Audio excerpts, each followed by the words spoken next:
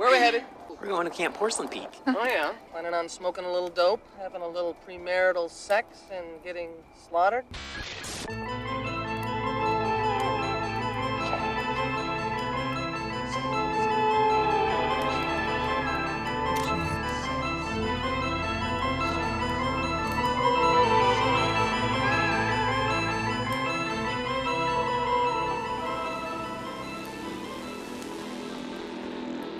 Here are your totally rad camp counselors, Tone, John, and Anthony. Woo!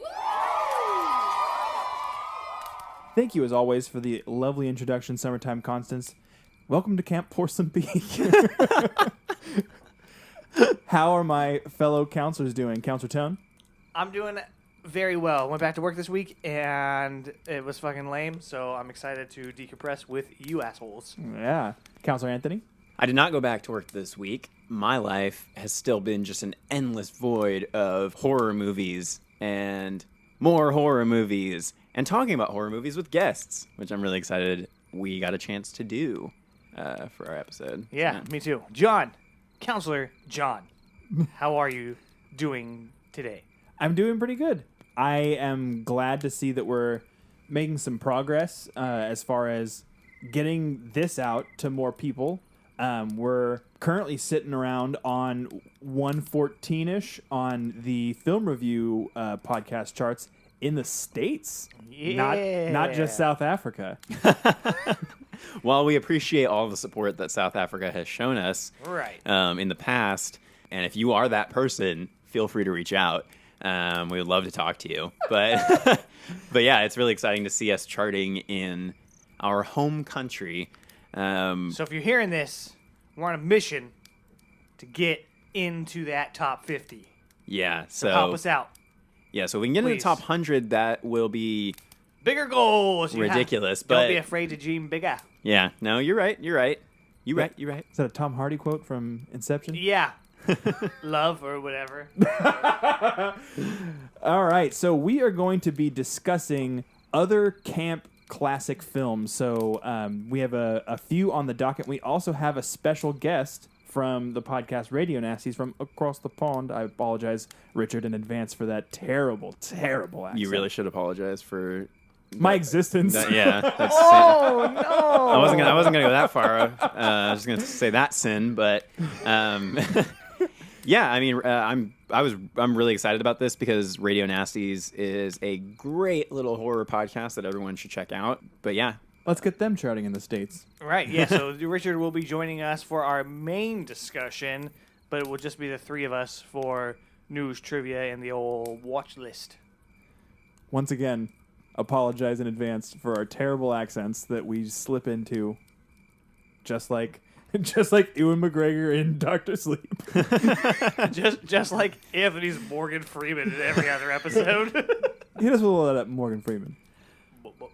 Andy Dufresne crawled through 3 miles of shit and came out clean on the other side. Dude, that's fucking beautiful. Thank you. Morgan? Is that you, God? Almost made you choke on what is that, oats? Yeah. It's funny because he didn't play God, Yeah. so it's double. That is the joke. Thank you. And jokes always work better when you have to explain it. Let's get to some fucking news. Please. You see, Jason was my son, and today is his birthday. I got some very exciting news on the B-movie circuit, possibly C-movie circuit. I think, a hit, and the hilarious Velocipaster is getting a spiritual sequel called Outback Dracula. And I do not apologize for that perfect, spot-on Australian impression. Yeah, I enjoyed Velocipaster for what it is as a complete B piece of shit movie. It was a shit ton of fun. So much fun, and just ridiculous. Are they going to be like, gonna suck your blood with some Vegemite, mate? I sure hope so. I sure hope so. Dingo ate my baby, and then I ate that dingo. Hey, that's not funny, man.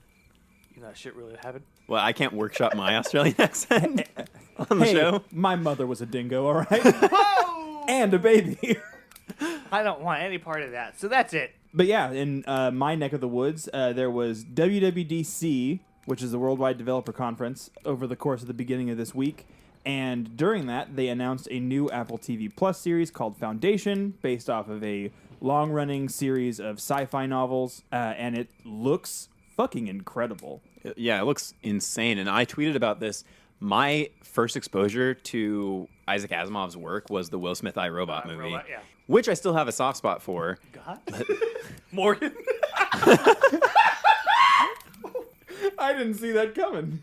God said, "Let there be light." And I was Sorry, here. Will Smith's iRobot movie. Yeah, so Will Smith's iRobot, I have a soft spot for, but this looks like a completely different ballgame. And I've heard from a lot of people, similar to like Dune, this is on a lot of people's lists of best sci-fi novels of all time. I mean, series Isaac of all time.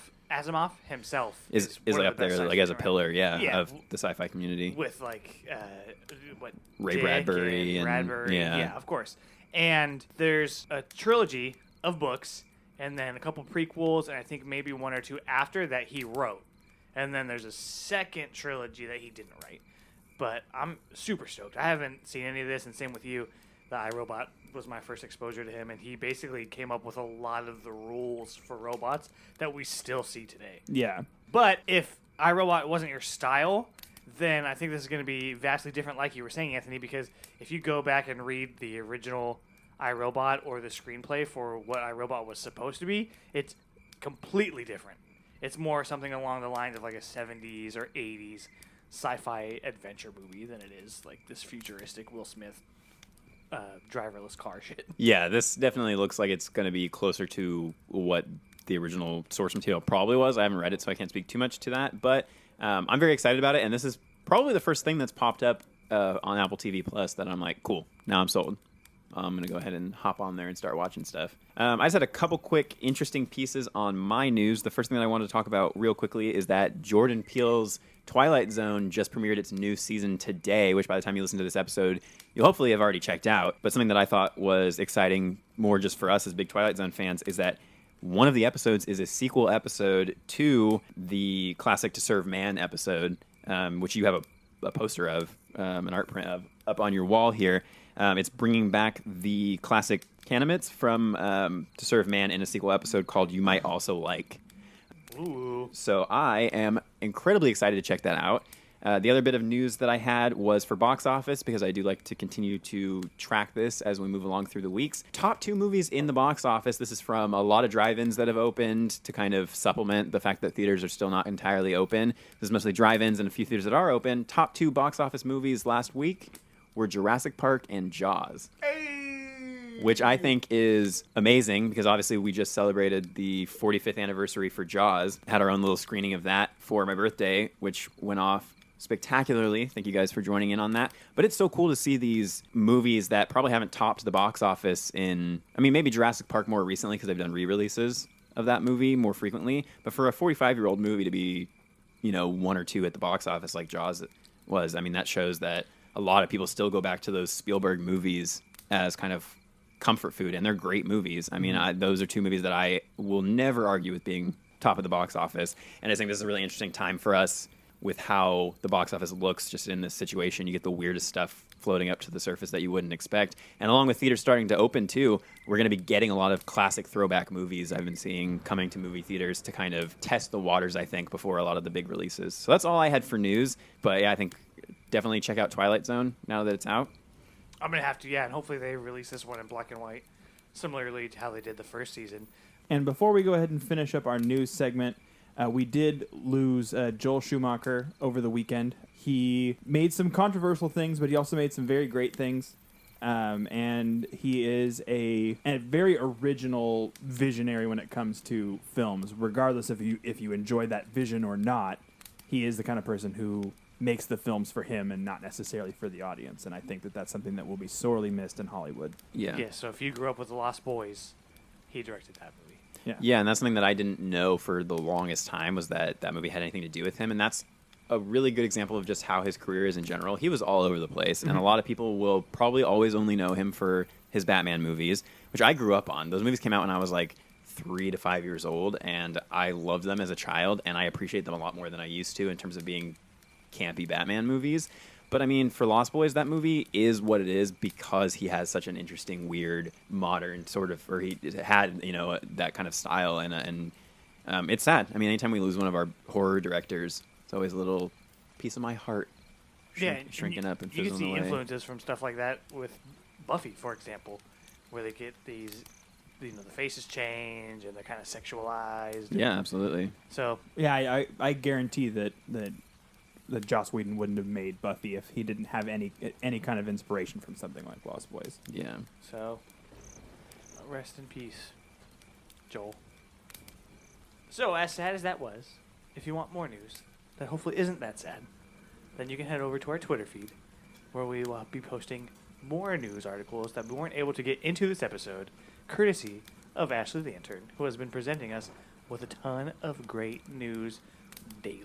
A cornucopia, if you will. Yeah, on the subject of the Twitter, real quick, we're getting close to about 400 followers on the Twitter at this point, and things that I do on that Twitter that might be of interest would be the news. I mean, I can get it a lot quicker than I was ever able to get it on Facebook. The thing I've been doing is I've been posting now watching, so if you guys want to know what I'm watching throughout the week, what horror movies and sci-fi movies I'm watching, I've been posting about those and then doing mini reviews in response, the next day and stuff like that to kind of show the progression of my watch list by the time that I post it for the actual episode. So if you guys are interested in that, Twitter's the place to go. Enough bullshit. Let's get into the peak streak breaking edition of Totally 80s Stranger Things trivia. Trivia! 80s forever. Sorry. We can't stop now. Stop, leave us alone. Then answer the question. Same category. Oh, please stop. Name the killer in Friday the 13th. Jason! Jason! Jason! I'm sorry. That's the wrong answer. No, it's not. No, it's not. It was Jason. Afraid not? No way. This week, just to mix things up, I'm going to read to Counselor Anthony, and Counselor Anthony will read to Counselor John, and then Counselor John will read back to me, Counselor Tone, in untypical fashion. I like it. Let's mixing it up. Atypical fashion? Whatever. We're going to get started with the movie category. Counselor Iggity Anthony. I don't like that. What movie about a weekend-long reunion of college friends, now in their 30s, starred Glenn Close, Kevin Kline, among others? I'm going to say 4 Weddings and a Funeral. That, sir, is incorrect. It was The Big Chill. I am not even remotely familiar with that movie or the career of Glenn Close, so except for 101 Dalmatians. Yeah. Counselor John, jiggity, jiggity, jiggity, jiggity. Thank you. That's fucking right. Jiggity John, what Tom Hanks comedy was the first film directed by a woman to gross over 100 mil? Is that going to be A League of Her Own? Is it big?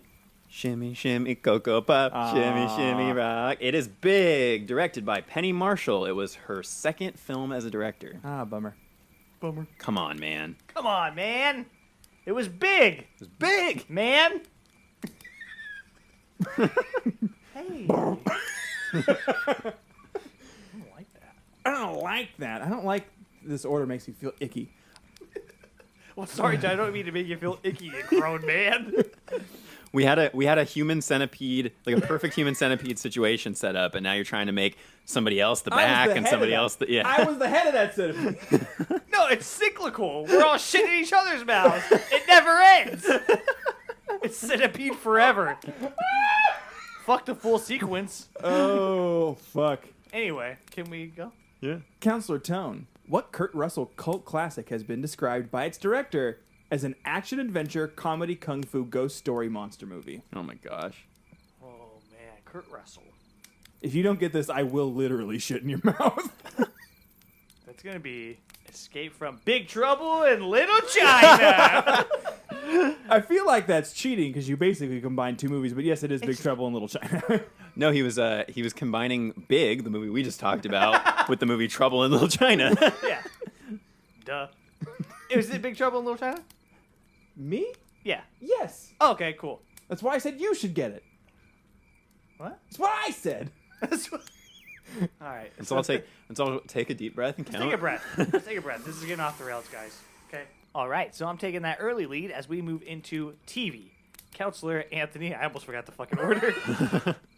What kids' game show included obstacles like the Sunday slide and a giant booger-filled nose called Picket?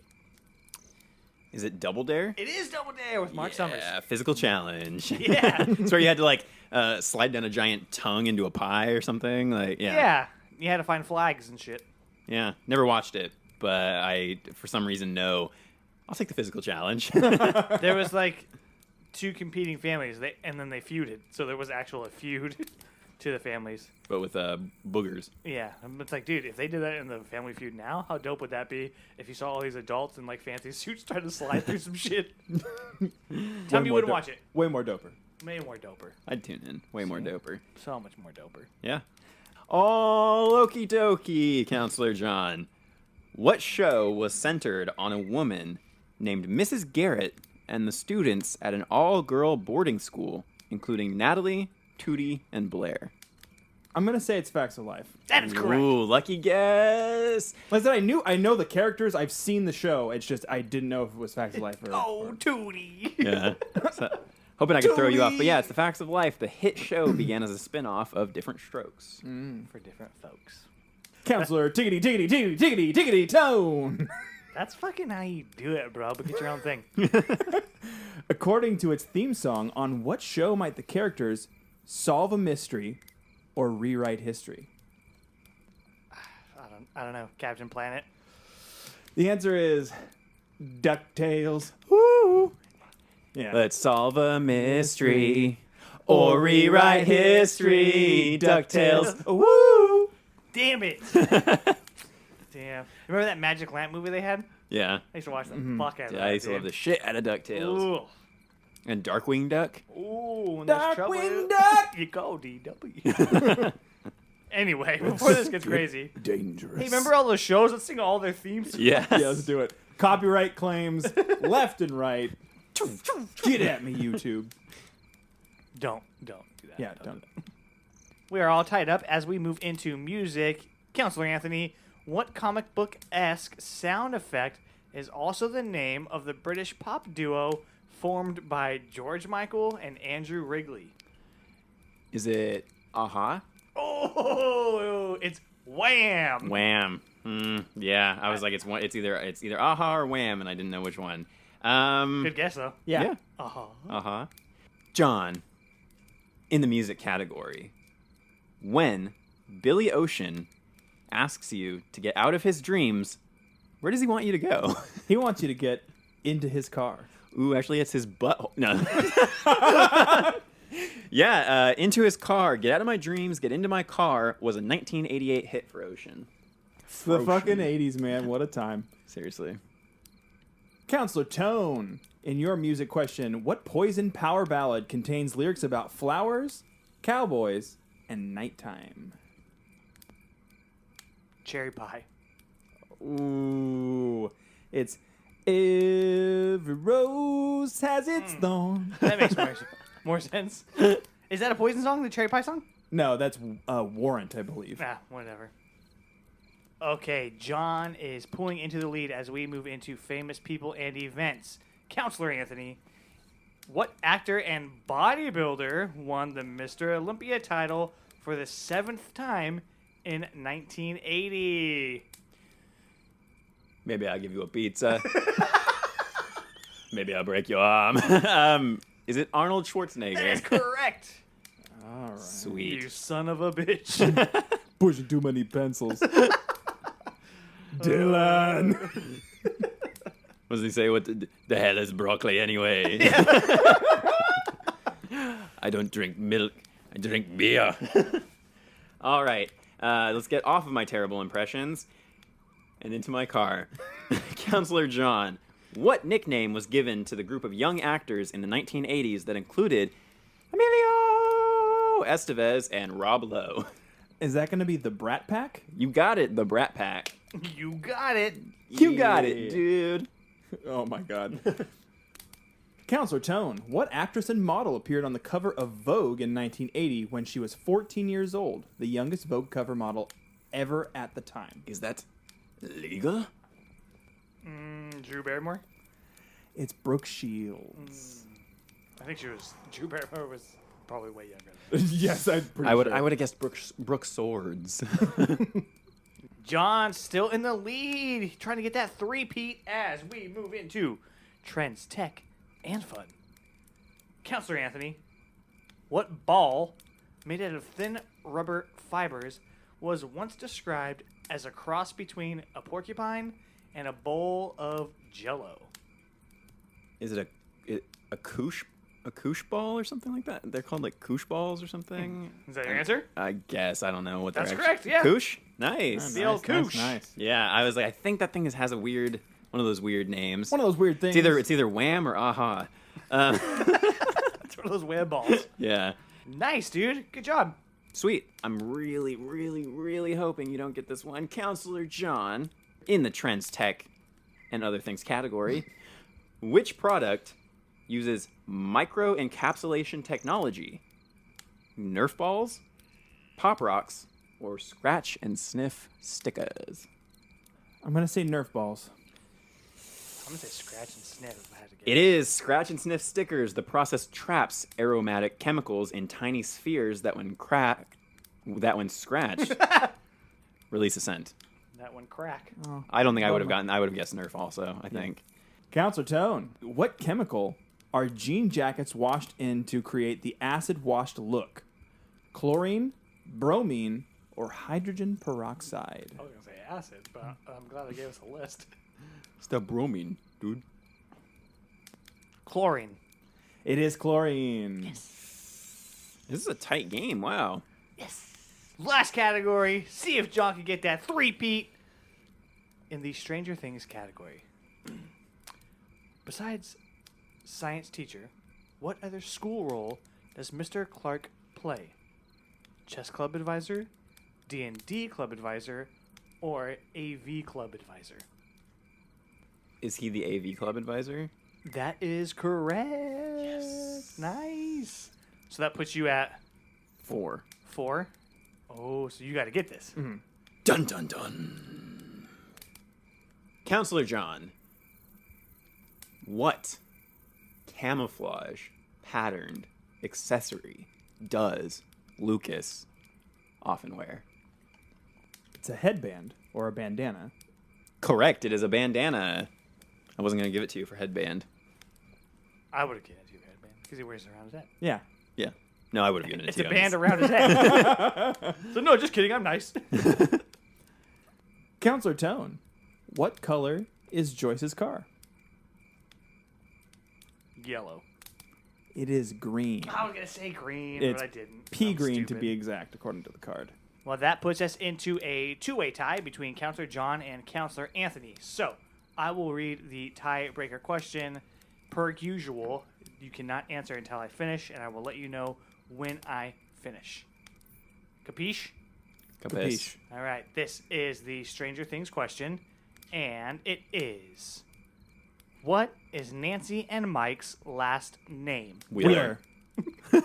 Well, neither of you followed the fucking Yeah. instructions. I know. I could tell. I was like, I could feel that he was going to say it at the exact same time. I was like, I got to do it. I mean, that was too close to call another car. After I say done. Okay. You weren't clear about that like I was when I did it. No, it was clear. I didn't know. So you say done and then we go. Sure. Okay. Fill in the blank for this next question. Episode 5 of Season 1 is titled The Flea and the Blank. Done. Is it the flea and the string? Is that an official guess? Yes. It is not. That is incorrect. The crown could be yours for the price of $5.99. I'm just gonna say the flea and the cat. That is incorrect. Acrobat. Oh, I did remember that was a weird title. Yeah. Okay. All right. Instead of pulling another card, I think that you guys will enjoy this one. So I'm going to go to the Trends, Tech, and Fun category. And it kind of fits with our later theme for one of our movies. So, we'll go ahead and do that. And the question is, remember, wait till I say done. Bounty hunter Samus Aran, who was on a mission to defeat Mother Brain, was revealed to be a woman after the player beat what video game? Done. Metroid. Okay, so what are we doing? Because this is going on for 2 hours. Knife fight. I've said it so many times already. Okay, we're going to go to another tiebreaker question. And I'll try the Stranger Things category again. Which character said, nobody normal ever accomplished anything meaningful in this world? Was it Mike, Max, or Jonathan? Done. Jonathan? Yes. Sounded like something that he would say. Yeah, it was a conversation that he was having with Will. Yeah. Well, I absolutely thought that I was going to get demolished because we were doing Stranger Things knowledge. And I still think I got lucky, but that was probably the most intense game of trivia we've had in a really long time. Yeah, I'm a little sweaty. Yeah, because the one I just finished editing for the children's horror one was really intense too. We were tied up for almost that whole game. So I'm excited to see that we're getting a lot better with this 80s trivia than we were when we first started out. Yeah, me too. It's been fun to switch it up. I am very excited to go back to just straight horror, though. I am too, yeah. That's definitely going to be way more in our Wheeler house. Hey, and I'm excited to get some other games in. Yeah, for sure. We have a couple of things that are on deck that are going to be a lot of fun to play. That will finish off trivia for this week with Counselor Anthony taking the big W. If you want to see us go through that, then check out our YouTube channel where you can see all of our trivia segments in stunning 4K. It's beautiful. It's fun. Anthony has a blast editing it. I laugh even though I was there. So check those out. You'll like them. And that's it. And congratulations again to Anthony. Hopefully I get you next week. But for now, let's go ahead and move into our main discussion with Richard from Radio Nasties. Hello, weirdos. Hello, creeps. Here I am at Camp Porcelain Peak. Camp is really scary and strange. And they say all the counselors are deranged. I went swimming with a kid named Jason. While some counselors were sucking faces. You remember that girl with Ricky? Turns out she's a dude and showed us her dickie. We tell stories around the fire about killers who won't retire. Most of them all like to wear masks, and they'll slash us if we drink or smoke on some grass. Don't be scared or flip your lids. Killers don't always hurt us kids. Plus we rarely go out alone. We're more scarier than the eat on its own.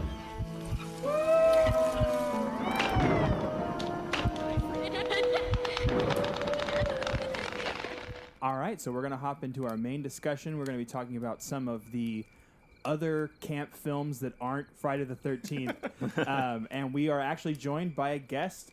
We're joined by Richard from Radio Nasties. How you doing, man? I'm doing good. Thanks for having me on. Yeah, we're super excited. We really like your podcast. John actually was the one who turned us on to it. He messaged us and said, hey, have you guys checked out this Radio Nasties podcast? They're like us, but British. It was basically the comparison. So I immediately was like, cool, let's get them on. Yeah. The narcissist we are, we're like, yeah. Yeah, let's talk to us, only British. People are going to love hearing more of that. So... yeah, we're super excited, and your podcast has already done an episode on. Have you done more than one of these films, or have you just done The Burning? So far we've just done The Burning. We actually on that episode it was a vote between The Burning or Madman, and then The Burning crushed it. So Madman got tossed away For obvious reasons, I think. Yes, yeah. And once people hear us talk about these movies, I think they'll understand why that vote was pretty unanimous. Yeah, cool. Well, yeah, I think what we're going to go ahead and do is hop into discussing these movies, what we liked about them, what we didn't like about them, what was just downright hilarious and a little bit creepy. And we're going to start with The Burning. I think that makes the most sense since that is one that you have already covered. I feel like we can have some fun. The three of us had not seen this movie previously, so that was a little treat for us. We're pretty excited to talk about it. Yeah, and I definitely felt like I've seen the Cropsey documentary, so I was expecting some things and didn't get any of them from that film. Yeah, it's but loosely based on It's Cropsey. very loosely based on Cropsey. But it was a lot of fun, and that was something that I wasn't expecting from an 80s camp slasher that I hadn't heard of, pretty much. I wasn't expecting it to be as good as it was. It's a little problematic in a 2020 lens, but it is, like, aside from one specific character and his sexual behavior, it was just hilarious. Jason Alexander is a laugh riot. Yeah, absolutely.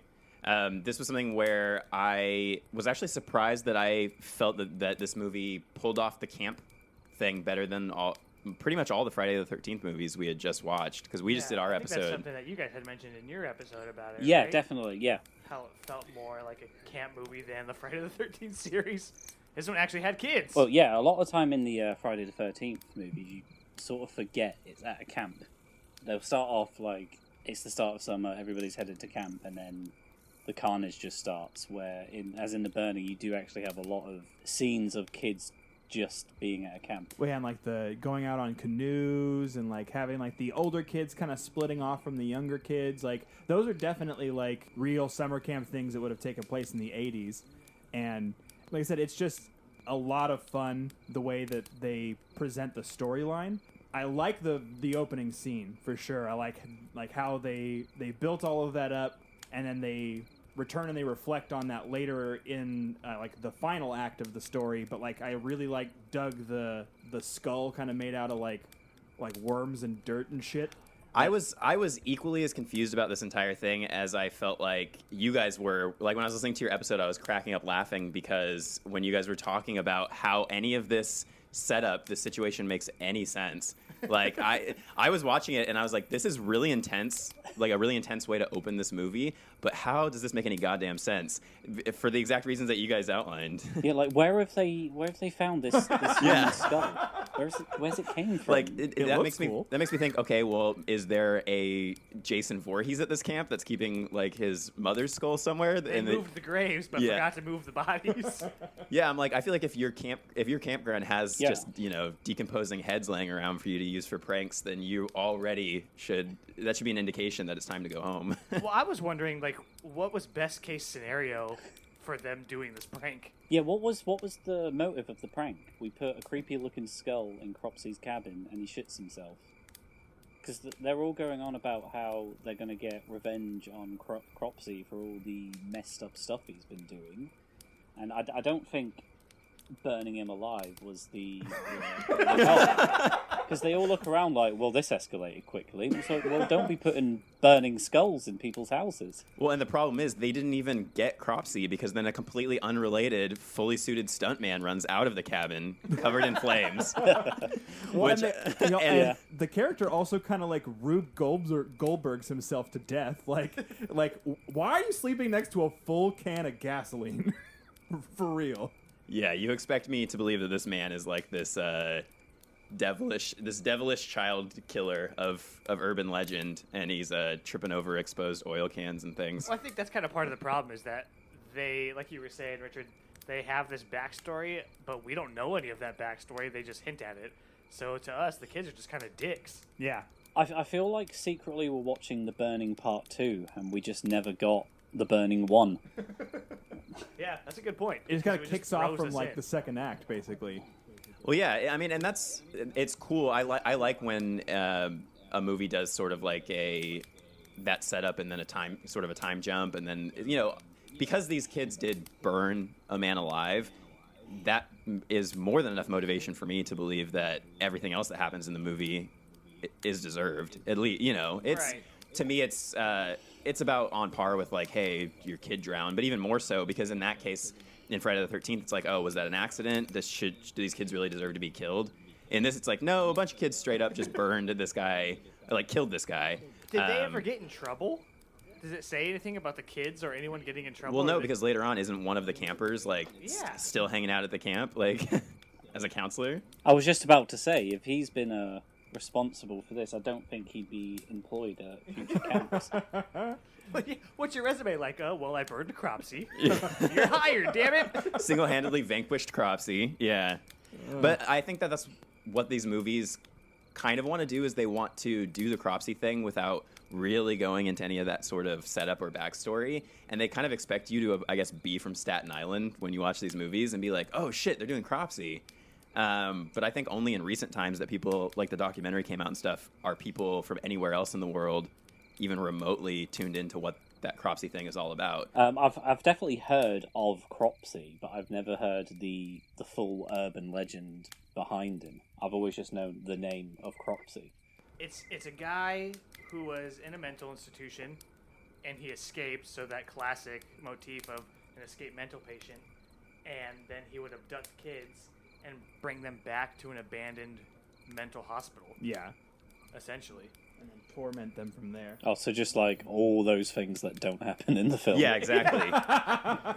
Yeah, Right. and that's what I thought. That's why it kind of blew me away. I didn't realize, because I wasn't super paying attention in the beginning, because I was just so kind of caught up in what the weirdness that was going on and trying to figure out what these kids were doing, that I didn't even realize it was a Cropsey thing until they mentioned it again later, or until I was reading about the movie, and then to realize that this and Madman were both supposed to be based on Cropsey and both did equally poor jobs in actually saying anything about the urban legend, I think is really pretty hilarious. But I was like, that's cool that there's that connection, but in no way does it have anything to do with the actual Cropsey thing. Yeah, I guess it's like Texas Chainsaw Massacre being very loosely based off of Ed Gein. It's like, is it really? Or have you just exploited people's knowledge of those to draw people into your film? That's exactly the thought I had last night when I was kind of trying to figure out like what the motive behind using the Cropsey thing was, if you weren't going to use any of the actual details. Because I was rewatching the documentary last night and I was actually getting pretty creeped out about, it's basically a true crime documentary that kind of ties all of this actual kidnapping stuff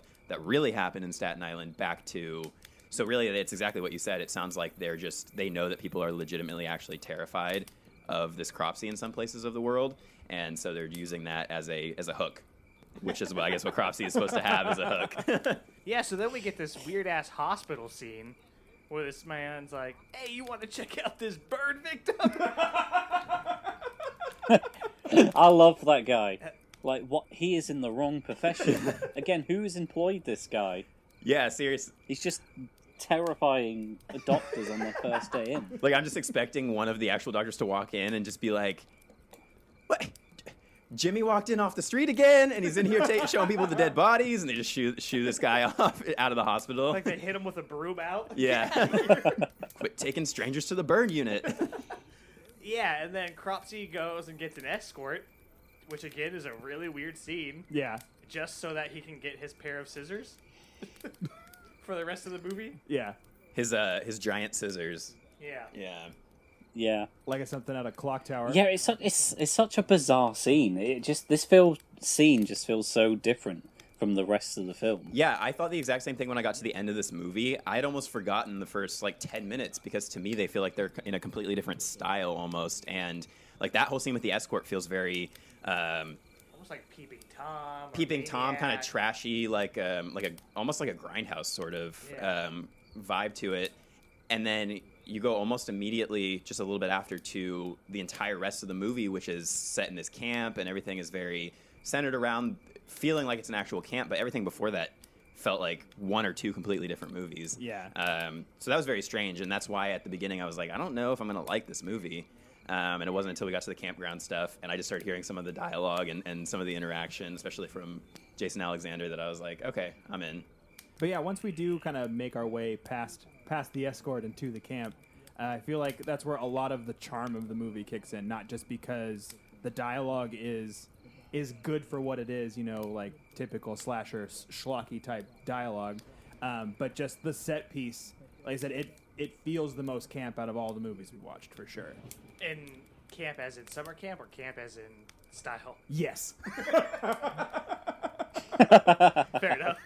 Ticks both boxes. Right, and it's pretty good, and he messes with them a lot, which I thought was fun. So it's not kind of mindless like we see with Jason a lot of times, but it is a little bit more planned out, like we get with Angela later on, where it's like, okay, I'm going after these people, I'm going to plan this, I'm going to get my revenge. And then he does go after a lot of these people that are basically forcing themselves onto women, so I was kind of rooting for him at some parts. Yeah. Well, and then on top of that, like, I feel like in a lot of slashers, you have these characters that hide away and aren't willing to jump out in the middle of broad daylight. This movie takes advantage of the fact that you feel safe in the light on several occasions and is just willing to just like, oh, let's just kill off a bunch of people in broad daylight in the middle of the lake. Yeah, so before we get too ahead of ourselves and talk about obviously the scene that everybody remembers who's seen this movie, I did want to point out one of my favorite lines from earlier in the film that I made a note of here, and I don't even remember the context. I literally just wrote down, life jacket, spermicide. Doesn't one of the characters ask somebody at some point in this movie? They're just like, oh, can I get you anything? Life jacket, spermicide? And I was like... It's Jason Alexander. Yeah, exactly. I was just like, yeah, I mean, that sounds like exactly something that the douchebag guy at camp would say. But the other thing that I wanted to point out real quick, because we were talking about the burn victim, the burn ward thing, is Tom Savini being involved with this movie.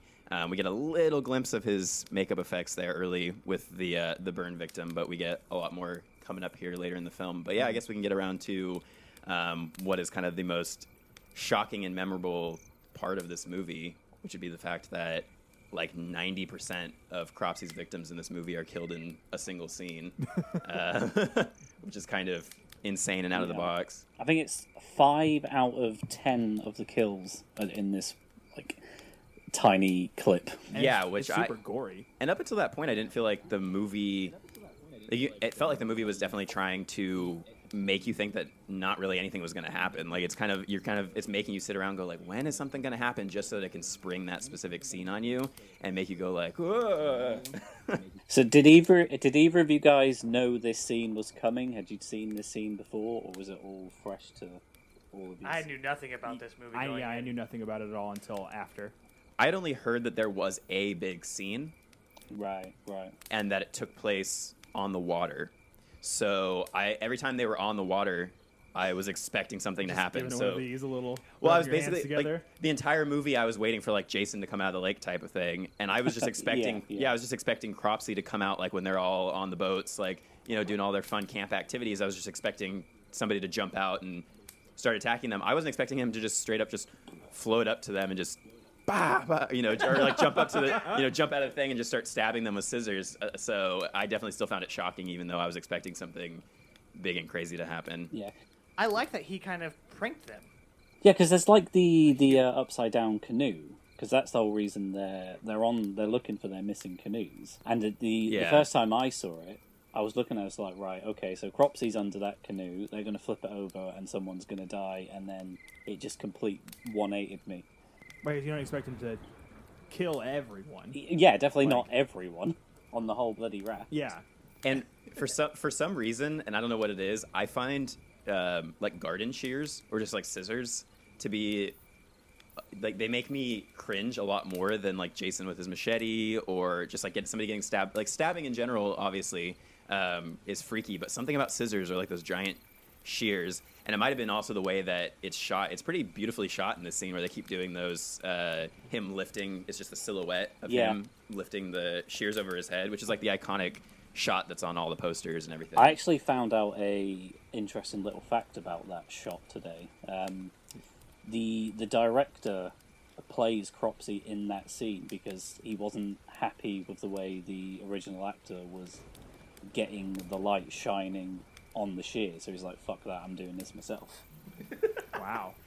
That's awesome. If you want it done right, do it yourself, I guess. Yeah. Exactly, yeah. And also, like, how shit must you feel if you're an actor and you can't, like, that seems like it would be just the simple thing to get right, and you're just like, well, I guess I'm just not going to act anymore because I literally, like, I can't get scissors to shine right in the sunlight. if I'm failing to play a character that doesn't speak, I need to rethink my career. Yeah. Absolutely. Yeah, but like I was saying, he starts playing pranks almost to get these people lured in, which I think like the ties sleeping into bag. the first, to him getting pranked and Yeah. burned. We get them having to come over to the raft, and then later on he sends the dead bodies back on that makeshift raft. Like, hey, what's up? What are you guys doing? And then they're all dead. Yeah. So I like that parallel between those two scenes. And they draw that part out too when the girl goes to investigate the raft with all the bodies on it and everything. that's pretty morbid. But then they also just have her swim out there for like it'll be a shot from the beach and it'll look like she's made it way out to the raft, and then it'll cut back from the raft and she's still just like. And I was like, come on, just get to the part where he jumps out and starts stabbing people. Like, I know it's going to happen. The tension. One thing that I noticed in all these scenes is that Cropsy in this movie has a pretty distinct, like, synth theme that comes out, especially when we get his, like, Cropsy POV stuff. But to me, I could not get it out of my head the entire time. I thought it sounded exactly like the Shudder. I don't know if you know, but on Shudder, their theme, they're like, dun-dun. So like little synth notes that John Carpenter composed. Mm-hmm. The whole time I was like, I think they just stole the Shudder theme from The Burning. Oh, maybe. And I was just like, Carpenter is hella old, dude. You got to give him some credit. He was old, whatever. Yeah. Well, hashtag John Carpenter is over party, I guess. Never. So I'd rather die. It gets pretty rapey, which I was like, wow, what the hell is going on? And then at the end, it was like Weinstein, and I was like, oh. Yeah, checks out. Yeah, it makes sense when you realize it was a Weinstein production.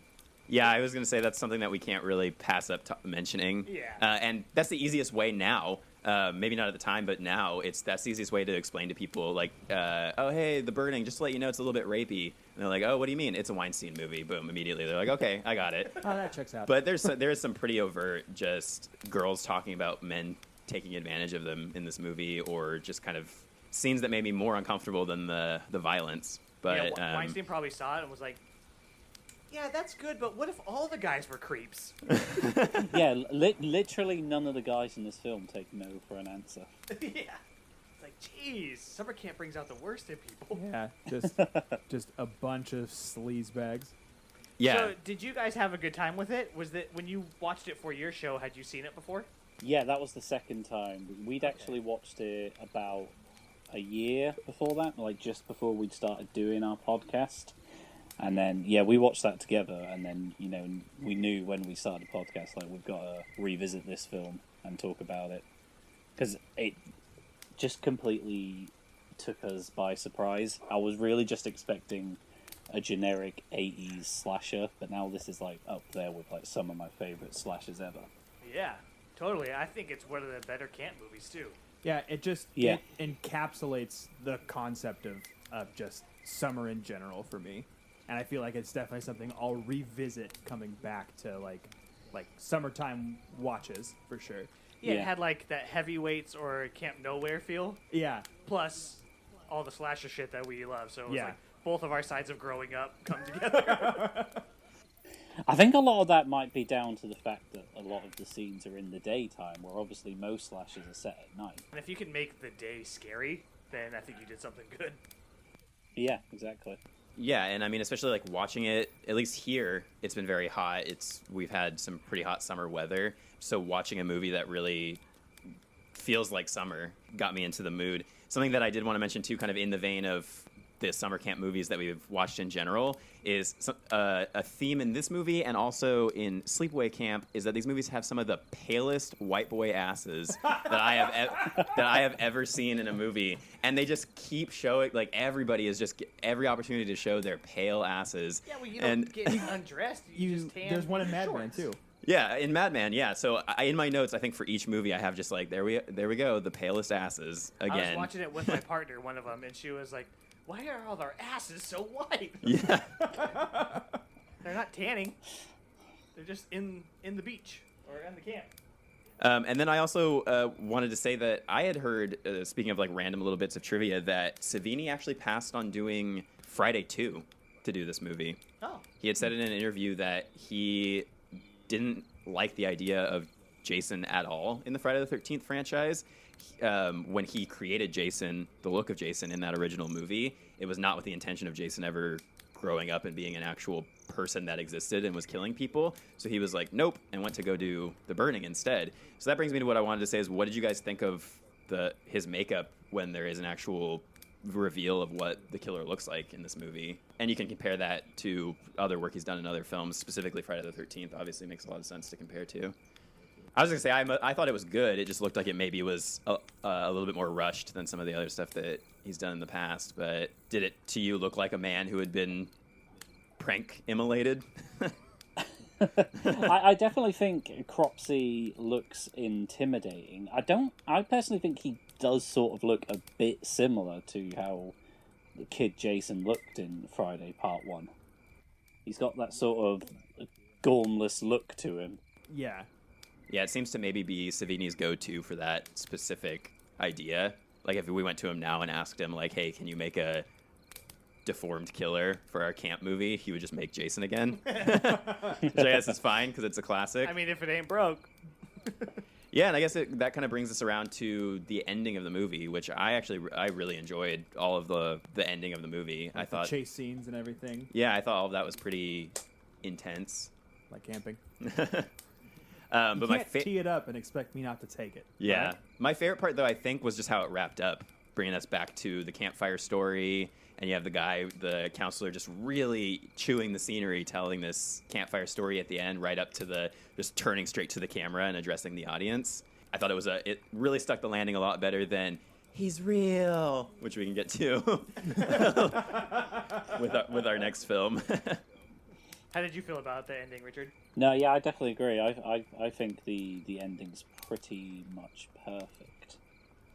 I do kind of get the idea that they were hoping to set it up to be a franchise, though, and I think that's might have been what they were going for. The Burnier. The Burniest. The Burniest. Yeah. The Burning, Part 7. Cropsey takes Manhattan. Cropsey X. I would have been down. I mean, I liked this movie enough that I'm actually a little bit sad that we didn't get any follow-ups. We need space shears. Yeah, I'm conflicted. In one way, I think it would have been great to see more Cropsey films, but at the same time, it's really nice just having a solid standalone slasher. Especially because some of those 80s franchises that went on for a long time had some very low dips. Diminishing returns. Right, and The Burning is good. It's great for Yeah. what it is, really. Yeah. Yeah, and I'm actually, so for our next movie, which I guess, do we want to rate each of these individually? Of course we do. Okay. So what are we gonna rate this bad boy on? So let's rate The Burning out of 1 to 5 precariously obtained burning weird worm skulls. Oh my gosh. I was just going to say shears. Giant garden shears. Yeah. So out of 5 giant garden shears. I would say 4. It's fun. It's not perfect, but it's full of 80s camp, and it's basically everything I love. And it's essentially Friday the 13th, but at an actual camp, during camp. Yeah. Yeah, I would agree. I think on Letterboxd, I gave it like a 4. So I would say, yeah, probably about 4 garden shears out of 5. I don't think that this movie would have been on my radar unless we were specific for at least for another few years, unless we had done a camp theme and specifically asked you what you wanted to bring to the table. So I'm really excited. This is something that I'll return to probably every summer. Yeah, I think I'm in the same boat. Yeah, I definitely. think I'm gonna go with a 4 as well. I know it's not a controversial pick, but I think that it's not perfect, but it is great genre fare, and I had an absolute blast. And then, Richard, what about you? How do you, out of 5 giant garden scissors? Well, very coincidentally, we rate out of 5 as well, and we gave it a 4, so I'm sticking with that. Oh. Sweet. So 4's all around. I think that's fair. Yeah. Yeah. Sounds 4, like we all 4, enjoyed it 4, quite 4. a lot. But let's talk about the motherfucking Madman himself, the Madman Mars. Beware the Madman Mars. Yeah. Only redeeming part of this movie, in my opinion, is the beautiful, stirring synth dirge that we get out of this. But, yeah, I guess we can go ahead and dive into Madman. Yeah, so, Richard, you said that you had already seen this one. How many times have you seen Madman? Just the once, and I sort of background watched it, and then because I'd heard a lot of good things about it. I've heard a lot of people say it's a great 80s slasher, which I'm always up for. So I stuck it on, sort of half watched it, and then by the end of it, I didn't really remember much, and I was like, oh. So I was like, I think I need to go back and give it the attention it deserves. And as I said earlier, when we did the Burning on our podcast, we had a vote between the Burning and the Madman, So, and then obviously The Burning won, so pushed out Madman, so we didn't have an excuse to go back. And then when you guys asked about doing camp-themed horror films, I thought, you know what, it's perfect time to give me a chance to revisit Madman and give it a bit more attention, and then see if it was a bit more memorable, and it wasn't. I feel like you were giving it this beautiful lead up, and then just was like, yeah, no, it's terrible. I was waiting for you to change my mind about this movie, and you definitely. It sounds like we all agree on this one. But I'm glad that you got a chance to rewatch it, because I tend to do. I was the same with Sleepaway Camp, actually, and when we we'll get around to that in a little bit. But I had only seen that movie kind of background, I think, on obligation to you or the podcast, John. And so rewatching it. But for this, I saw it the once, and I don't know if I ever need to see it again. This one might be a little bit harder to go over. Do any of us really remember the general plot structure of this movie? Starts off with a creepy tale about Madman who lived in a house just right over there. No, before that, it starts off with some weird song and dance number, like of one of the characters walking around the outside of the fire singing some fucking gibberish. It might as well have been. My first two notes are, it's a fall camp, because I was like, oh, I guess this camp took place during the fall. And then also I could have done without the singing at the beginning. Yeah. So I think that stood out to me I think too that as something. sets up what you should expect for the rest of the movie. Yeah, it's basically a musical, just with long breaks between the songs. Yeah, the little story itself wasn't super terrible. Like him explaining, the Madman Mars and all that stuff. That also made absolutely no sense. He's explained. Definitely not. I wrote it down. These killers have the most convoluted backstories and origins. This guy's trying to explain it, and it's all like, yeah, and then for no reason he decided to kill his family, but then he decided, and it's like 17 steps to him becoming Cropsy. And by the end of it, I would have been like, okay, can you go back and draw out a chart for me? I'm trying to follow this. I'm trying to get the cliff notes here. Yeah, and it felt like maybe that could have something to do with what we found out about the production of this movie, right, and how it ended up being kind of troubled, specifically because of The Burning being made. Yeah. Because I guess they were looking to make this movie a lot closer to the actual Cropsy legend until they found out and went and visited. I guess, did you say they visited the set of The Burning? So I watched this the only way I probably could have gotten through it, which was with Joe Bob Briggs. Yeah, I watched it with the last drive-in also. So he explained kind of the process of that when they were looking for actors to be in this film, they went to certain people and were like, hey, we'd like you to read for this part. And then they'd read the script and they're like, oh, I read literally the same exact scene 2 months ago for a different movie. And they heard that more than once, and so they drove up to Canada to go check out the filming of The Burning, and they were like, oh shit, this is literally what we were trying to make, almost verbatim. So they went back, they sat down at a diner, and apparently they just scrawled out a completely new story from scratch all in one night. And it fucking shows. Well, the thing about that is that if their movie was so close to The Burning and they were trying to make a Cropsy movie, then they should have been fine, because The Burning was barely Cropsy anyway. Yeah. Yeah, I mean, that's a good point. I would definitely like to know more about what their original vision for this movie was, because what they ended up with, not so great. Something that did stand out to me, though, about this movie was that, kind of in opposition to The Burning also, this movie takes place basically exclusively at night. One night. Yeah, and apparently that made shooting difficult, because they had to shoot everything at night, which is always difficult for a film shoot. So I thought that kind of set this apart as a companion piece to The Burning as well. One taking place with a lot of the horror during the day, and one with all of it at night. But that makes this one a little bit less interesting also, because we're used to the camp horror taking place at night. Richard, what did you think about that hot tub scene?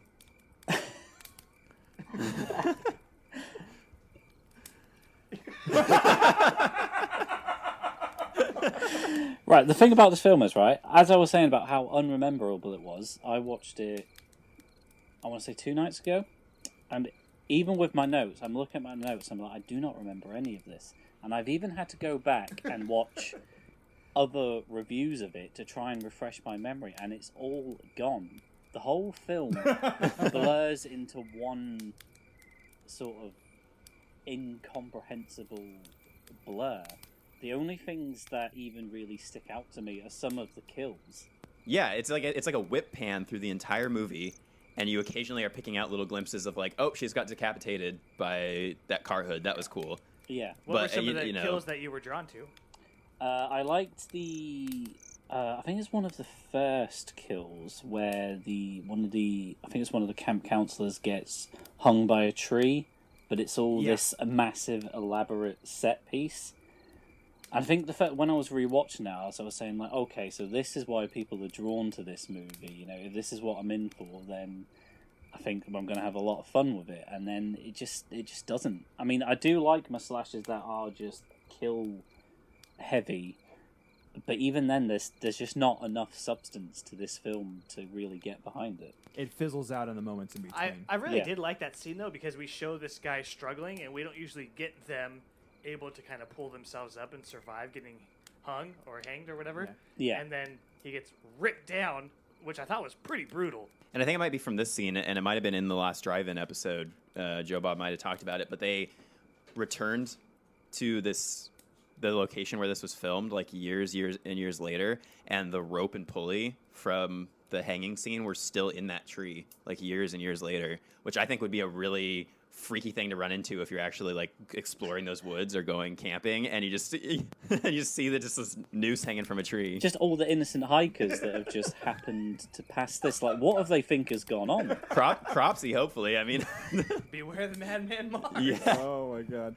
Speaking of the Madman Mars, I would take 50 of Tom Savini just remaking Jason over and over and over again over whatever the fuck Madman Mars is. Like this weird, like Sasquatchy looking motherfucker. Like what? It reminded me of the Harry and the Hendersons, the killer from Hatchet, and then a little bit of the Greasy Strangler. And I was like, "Fuck this movie, dude." Some of the sounds he makes are ridiculous. He just grunts and moans. The sound design in general is just bad. Yeah. Every time he popped on screen, I was just busting up laughing, It's and like boing, like it's like what the fuck. Yeah, it turns into a farce, and it was very and I just was zoned out at that point. Like I'm in the exact same boat that you are, and I'd rather be in the boat where Cropsy was killing everybody in the last movie. Yeah, because watching this movie, that's how much I disliked it. And I would say maybe it wasn't even that I disliked the movie. It was exactly what you said. It was just none of it stood out, really. Yeah. Literally the only things that I remember are things that I have in my notes, which is I liked the car hood decapitation because it's creative.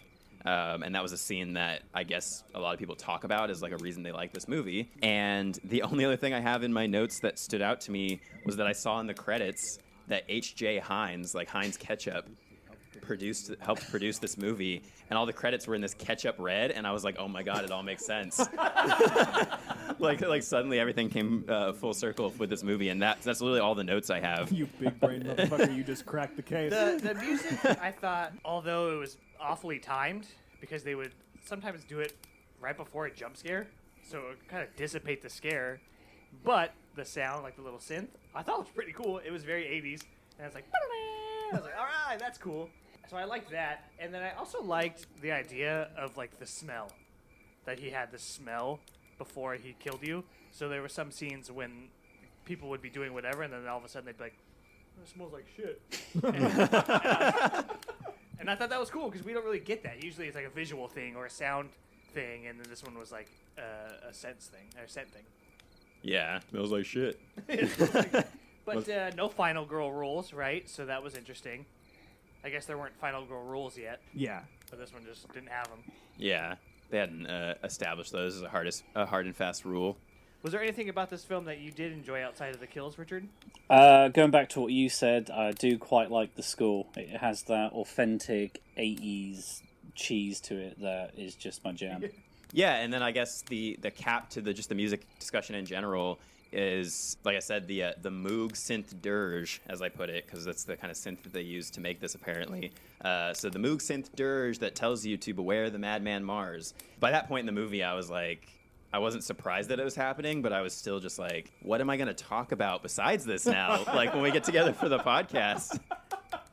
And I've brought it up like 4 times now, so yeah. Really that's the memorable part. Yeah, and then Joe Bob even did his own beautiful rendition of it on He could sing. the last I'm drive-in. surprised. I was Yeah, surprised that he could sing. and that whole thing again was watching it. I think if I'm going to recommend this movie to anybody, I'd be like, you probably will benefit from having some breaks with somebody to actually give you something interesting to watch. At points throughout this movie, because if not, I think that a lot of people would probably turn it off. Yeah, I think it's one of those films where you're going to get more enjoyment if you've got some friends around, get a few beers, and just rip it to shreds. It's not really a great solo experience. Yeah, it's not, because then you're sitting there and you have your phone or something or a computer nearby, and it's super easy to just be like, well, I'm gonna go twiddle around on Instagram for a little bit. Yeah. That's exactly what I was doing the first time, and I was so tempted the second time. I was like, no, I need to focus my attention because I've actually got to talk about it this time. Well, I think that we all lucked out in that we all had pretty amorphous ideas of what this movie was. Just don't have to dig into every pain-inducing minute of it. Yeah, we were worried ahead of time about this, we don't know all the actors' names and everything, and I was like, I don't think it's going to be terribly important. Yeah, the only person of note is, and I can't even remember her name, but it's one of the girls from Dawn of the Dead is in this. Mm-hmm. Isn't it the actress who used a fake name in this movie? Yeah, she used a different... I'd use a fake name if I was in this film too. And she refuses to talk about that film. But apparently she's a very famous documentarian now. Oh, good for her. All right, so 1 to 5 crusty toenails. John? That's going to be... I'm going to say it's 2 crusty toenails for me. I feel like it's not Axum, it's not Greasy Strangler. It's a serviceable movie that in the fact that it's not totally offensive, but it is a very bad movie. Yeah. What about you, Richard? 1 to 5. I'll go for a 2 as well. There's a bit of fun to be had, but not a lot. Like I say, the soundtrack's cool. Some of the kills are cool. Another positive, the artwork's quite nice on the case. It's not really much of a credit to the film, but when there's so few positive things to say about it, you gotta take everything you can. Yeah, and I'm always down to shout out the artists. Usually So. it's like, well, they had good cinematography. Yeah. I think the guy that played Madman Mars was part of the art department. Yeah. Yeah, he was originally the person making the poster, and then they were like, "Hey, you're a big guy. You fit the bill, so you're in it now." Yeah, it definitely wasn't that he was super in tuned with Cropsy's motivation, and he was like, I really get this guy, He's just a Sasquatch who's looking to kill some teens. No, I think I would also... now that we're talking about it, I'm really tempted to give it an even lower amount of crusty toenails than I originally was going to. I'll give it a 2, a light 2, specifically for the song. I would say without the Moog synth dirge, this would be probably like a 1 to a 1.5. I mean, and strictly just because I barely remember this movie at all. And I watched it yesterday, and I barely remember it. Yeah, and I'll rewatch it in the future and maybe give it another chance. And maybe we can watch it together and just joke. I think that might be the best way to revisit this movie is do it as a group and do it with the intention of going into a bad movie to laugh at the camp. Maybe one day we'll do like a commentary track on it or something, a la our Thanksgiving and was it Christmas specials? Like a couple years ago. I think we can call it Madman Redux. Tone, how many crusty toenails? I would say 2. Yeah, for similar reasons to you, Richard. I liked a bit of the score, and I liked the kills, and I liked that they pulled in the art director. And I was like, hey, you want to come be in this movie? He's like, fuck yeah, I do. That's Rick. Cool. So then let's go ahead and get into Sleepaway Camp. I'm really interested to hear what you thought about this movie, Richard. So I know this was your first time watching it. Did you know kind of the big reveal? Yeah. Unfortunately, I did know the ending. I think the ending's so iconic that... It's hard to avoid. Like, I knew about it before I saw it the first time, too. Exactly, yeah. Some films are just like that. Did that ruin the experience for you in any way? No, definitely not. I really didn't know what to expect because I know a lot of people do have this in high regard, and I can be quite cynical with films that everybody seems to love. I tend to go against the grain a fair bit, so I was like, this is either going to go either I know a few way. people like that.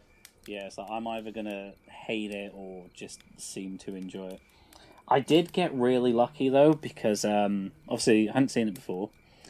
and it doesn't seem like the DVD or Blu-ray is in print anywhere in the UK, but some absolute hero has uploaded it to YouTube, so I managed to find it. That was how I watched The Burning, actually, was somebody had uploaded it to YouTube.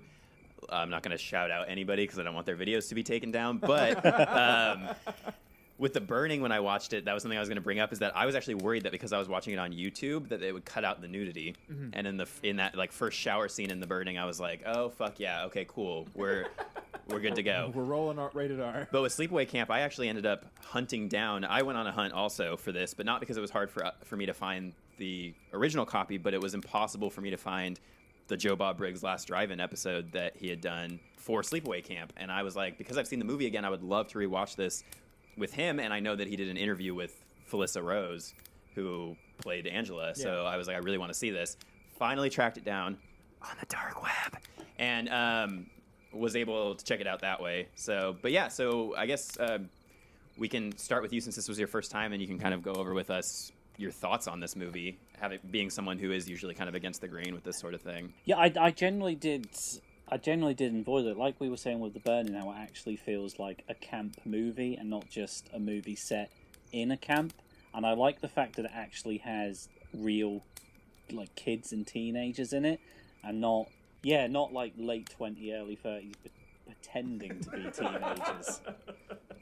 Yeah, like Jason Alexander is already balding in the Burning, and I'm just like, you're not. It's creepy that you're at this camp. Yeah, and the director said specifically, I actually ended up watching a short, like 45-minute documentary that's on YouTube that I would recommend checking out if you did enjoy Sleepaway Camp. If you just look up Sleepaway Camp documentary, it's on there. And the director said that he specifically wanted to go into this movie using child actors, which did make the shoot more difficult because there's a lot of stuff in this movie that you really cannot have kids around. So a lot of the really more disturbing or sexual or graphic scenes, they had to shoot around having the kids off set and things like that. So a lot of that stuff is very interesting if you go back and rewatch. But for the first time around, I remember thinking that this was a very strange movie. It feels very strange, compared to a lot of the camp movies that we've watched in the past. Did the opening confuse you at all? I remember the first time watching it and I was like, wait, what the fuck just happened? I mean, knowing the ending, I sort of got what they were going for with the two kids. I figured, we've obviously been led to believe that one of them's died and then the others, but obviously at the end, I don't want to give the twist away. So I sort of knew what they were going for. The thing that caught me off guard was the little gay romance that they put sort of in. Is it like in the middle of the film with the flashback? Because you've got the dad on the boat, and then you've got his whoever he is across the river, and then when you get the little flashback, and it turns out they're actually having an affair or something. I was like, I don't really understand what this is all about because it doesn't really add anything to the film. I was confused about that too, and partly with listening to interviews and then also going into the documentary, I think what they're going for with the entire movie, but specifically with that scene too, is you have this situation where the Angela character is very disturbed and confused, and we talk spoilers here, so, I mean, we won't completely reveal the big twist until we're at the end of this discussion, but she's confused about her sexuality. Then you go to this setting, like summer camp, which is highly charged with sexuality, and that really brings all of those things to the forefront for her character. My thought with that scene about the affair was that that's just supposed to add like another layer of her confusion about her sexuality, and that her father, I guess, was having, because I guess it's established early on that their mother had passed already by the time the boat accident happened, and that he was then maybe either at the time that the mother was alive or after having an affair with a man. So I guess that was just supposed to either throw the audience off with some sort of red herring or add to that layer of like Angela being confused about their sexuality. Well, yeah, because if you're not looking at it from a lens like that, like it almost feels like it's an aha moment for the sake of an aha moment. And I'm glad that like getting to sit here with you and have you kind of explain like the way that you took it. I mean, it does kind of change my perspective on it as well, which I definitely appreciate. Yeah, and that's just sometimes like I feel like I enjoyed this movie a lot more once I understood what all of that subtext was supposed to be and how the setting of a campground, while admittedly the director said that a lot of it had to do with you don't have to pay really any money, and it's enclosed environment. Horror works really well there. It also adds, I think, a lot to what he was trying to say thematically in this movie, because a summer camp with a bunch of specifically kids who are like 13, 14 now, about to hit puberty or starting to hit puberty. That's the time when all of the hormonal shit starts getting crazy. I shudder to even think about myself at that age. We don't want to know. Yeah, we like to think that we've just skipped right on past from like 9 to 21. Yeah. What did you think about the Aunt character, Richard? Is it Aunt Martha? Aunt Martha. Yeah. It's funny that you mentioned this, because when you've got the whole scene and she's handing them their bags with all the snacks, and he's like, and I can't remember the boy's name. Ricky. Yeah, I should remember. It's very similar to my own name. And he's doing the whole, what, have you got any chips? And he's like, I think I packed a whole bag. And then I was like, I've heard, where do I know that from? I've heard that line, and it was bugging me for ages. And then it was a few nights ago, I was listening to your American Horror Story episode. And then when you played the clip, I was like, that's where I bloody heard it. I heard it when I was listening to your goddamn podcast. Yeah, it's funny that you bring that up, because I have not been able to watch anything related to Sleepaway Camp since we put that clip and used the Sleepaway, like Angela's theme, as part of our intro. I cannot watch anything Sleepaway Camp without thinking, like, for a split second when the theme starts playing, I'm like, oh, our podcast. And then, yeah, I'm quoting her lines, like, as she says, yeah, I think I got a whole bag. And so my thing has been that anytime I do something nice, I'm like, wasn't that nice of me? Yeah. But she does one thing that I thought, and I mean, I don't know how intentional this was, but the actress who plays Aunt Martha, I felt like kind of had that look similar to, and this may just be me reading into it, but I thought that both her and Felissa Rose in this movie, especially with Felissa Rose being what they had said what they were looking for with that actress, which is young, wide-eyed, flat-chested specifically, to me they looked like they could be like relatives. Well, no, they looked like they could be, like, Aunt Martha to me looked like she could have been a man, you know, in a wig, and so I thought maybe there was some sort of decision making, in the casting there. Yeah. I could just be insulting that actress by saying that, but I felt like they did a really good job right off the bat of telling you, hey, this bitch is crazy. Mm-hmm. As a context, though, you're like, why the hell is she acting like that? It's only till later when you understand, oh, okay, she's actually just crazy. Yeah. Yeah, that's what I thought at first. So I was like, I can't tell if she's just deranged or if she's just an awful actress. Yes. And luckily for her, people love that character. Oh, yeah. Like, that blew up. And that, I guess we can talk a little bit. Are iconic. Yeah, and I mean, we can talk a little bit about kind of, because you were saying that this movie must be out of print or was hard to find. I mean, that's kind of been the case for a long time with this movie. In general, it wasn't until the late 90s that Jeff Hayes did like a big convention screening of this movie and like did a whole write-up for it and invited a bunch of the cast who, since this movie had been filmed, had heard basically nothing about it. Like, it did not take off. It wasn't some huge smash. Really? Yeah, not really. Like I mean, 5 of them. People knew about it, but it wasn't like this big. The cast didn't know that it was a big deal. It was a cult. It was a cult favorite, and those sequels really we don't even need to get into. But it wasn't until like the late '90s that this movie kind of had a resurgence, and now all of these characters who have these weird ass, over the top performances are now remembered as these kind of iconic parts of this movie, and are now able to see that people really love quoting Aunt Martha about her bag of chips and all the snacks and everything. It's just so bizarre that the first one seems to be so hard to find over here, because parts 2 and 3 are readily available. Yeah, I'd be really curious, like, what that's about. Yeah, I know in the US it's Scream Factory that handle the release of at least the first 3. Yeah, and Scream Factory is really good over here about that. Yeah, and then over here it's part 2 and 3 are part of 88 Films Slasher Collection, but no part 1. I don't know if it's just a licensing issue or what, but it just seems so bizarre that you can readily find 2 and 3 available over here, but not the one that's actually any good. Yeah.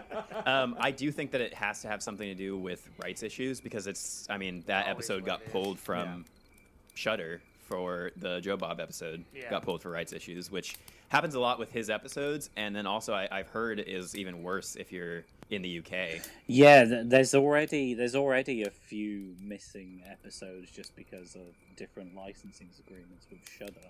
Because one of you's mentioned to me that there was a Last Drive-In episode on it, so I thought I'd watch it through that, and then it was just not there.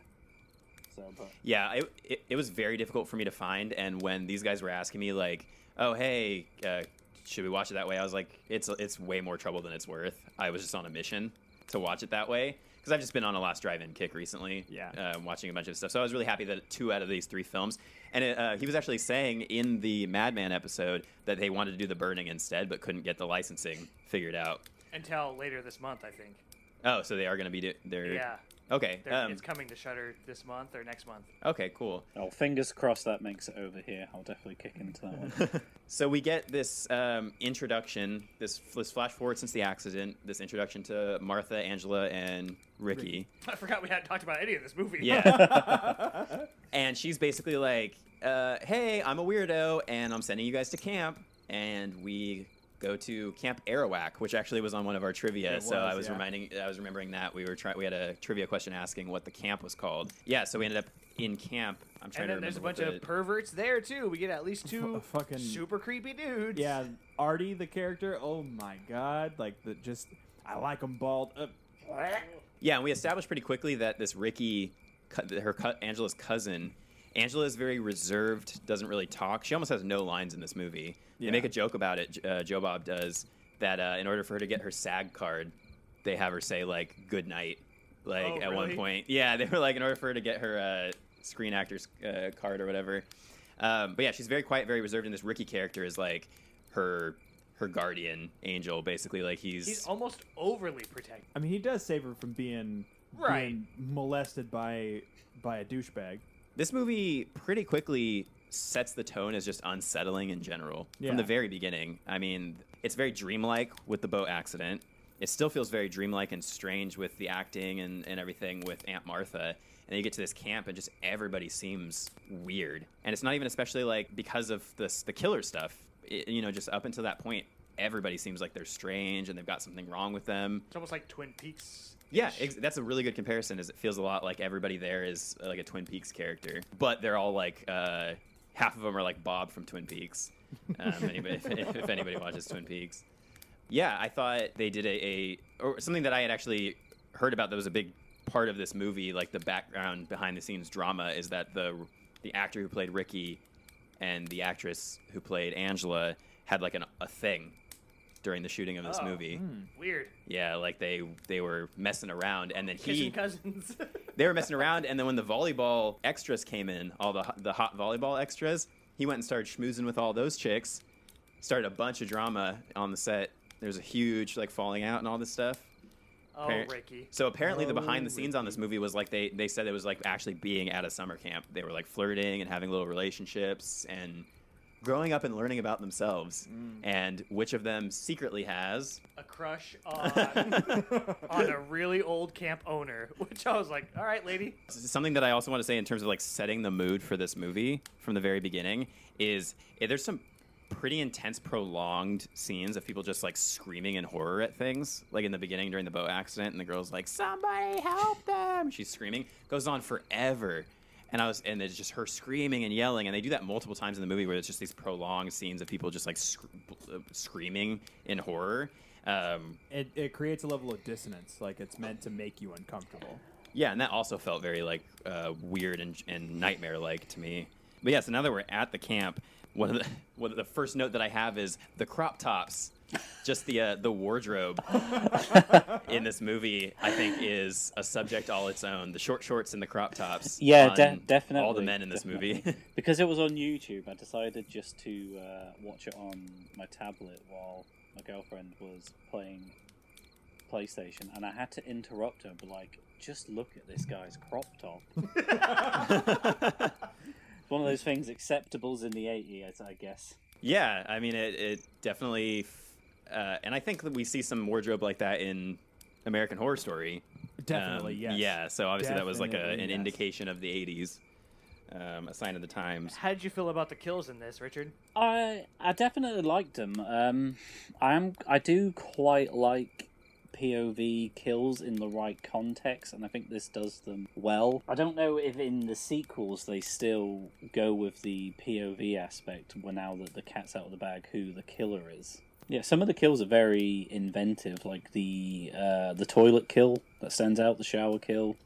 The bees. Well, that's The what I was bees. gonna- I put the line in my notes, but right before he goes to that, he just comes into the room, talks to his friends, and then goes, "Got to take a wicked dump first," and just books it to the bathroom.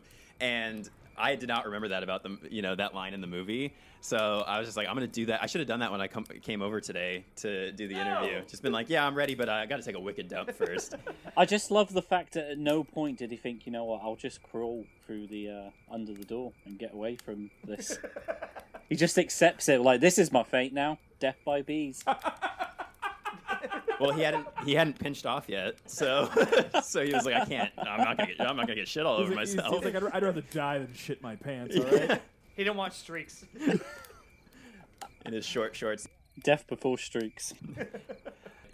Bees. I mean, you don't see that a lot in a slasher. Is a death by bees. No, it gave me Nick Cage Wicker Man flashbacks. I was about to say, not the bees. Yeah. So there's the beehive, which is classic, and then the other one that I think stands out to a lot of people is the curling iron rape scene. Yeah, that's definitely inventive. It's inventive and it's pretty fucked up. I did not believe that they were actually going to go for it when they did, and even when it happened, I was like, did I just see what I thought I saw? And then basically right after that scene, in the version I was watching, it cut to Joe Bob, and he just straight up asks, he's like, okay, to Felissa Rose, what did you do with that curling iron? And she went, I stuck it up her vagina.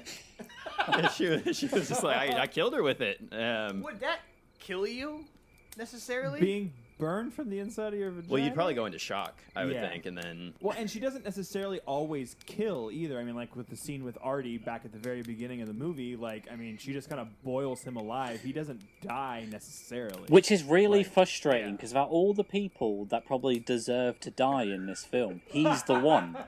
Like, why He's does the number one on the list, for sure. Yeah, why does the nonce get to survive? Yeah, because for the most part, this movie is pretty good about establishing why characters deserve to die. Like, the people that do die are usually pretty shit. Like, especially when I think it's Julia, the one who gets killed with the curling iron. Yeah. Like, you're waiting the entire movie for her to get her comeuppance.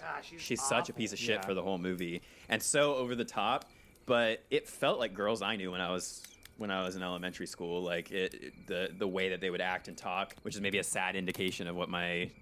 I was the Angela in that situation, but... But yeah, like, she was bad, but like you were saying, Richard, Artie is just like first ballot Hall of Fame shitbag. Like, he was the one who deserved to for sure bite it, and the fact that he's the only one that probably survived is not not my favorite part of the movie. Yeah, there's a lot of people in this that are definitely horrible people, but don't necessarily deserve to die. And then you've got the one who probably, the world's not going to miss him, and he gets to live. He seems like he should have been in The Burning. He would have fit right in. Maybe this is the missing Burning movie. Maybe it is. Oh, shit. Boys, we cracked the case. He's Cropsy, and then he got burned. Yeah. Yeah, so we go through a series of kind of intricate kills. I do like that we have that POV and that it is a mystery who the killer is. I would be really curious to ask somebody, which I guess... I mean, did we all four of us know what the twist was when we saw this the first time? Like, did you guys know the first time that you watched it? I did Can't not. remember. I saw it when I was 18, so I definitely did not know the twist. So do you recall whether you were able to guess? Because I can't really say with any certainty whether it's obvious or not throughout the movie that it is Angela, even though they do set up that there's something wrong with her. She is maladjusted. Well, they kind of lead us to believe that it's Ricky. Yeah, and I think that's the idea is, like, you see that he's extremely aggressive. He's screaming, like, "Your mother," blah, blah, blah, at any chance that he gets. So you would think, like, okay, he has an anger problem. He wants to get revenge on the bullies because he's the one who's always coming to Angela's defense. So I think that's what it's trying to set up. With And the hands, like, when they show the person's hands, especially with the cook scene, it looks like a young man's hands. Well, It doesn't yeah. look like I'm a pretty young sure they woman's used hand. the boy's hands like for Yeah. some of the scenes. Specific, I think I heard in the documentary they were saying that they used his hands for a lot of those scenes specifically to kind of throw you off. So I'd just be curious, like for somebody who had seen it not knowing the twist. John, did you guess ahead of time? Do you remember that it was going to be Angela? I guess. So I didn't know whether or not it was going to be Angela or Ricky, but I had my assumptions about both of them.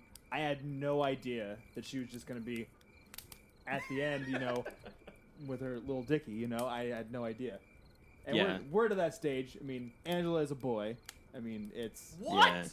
Yeah.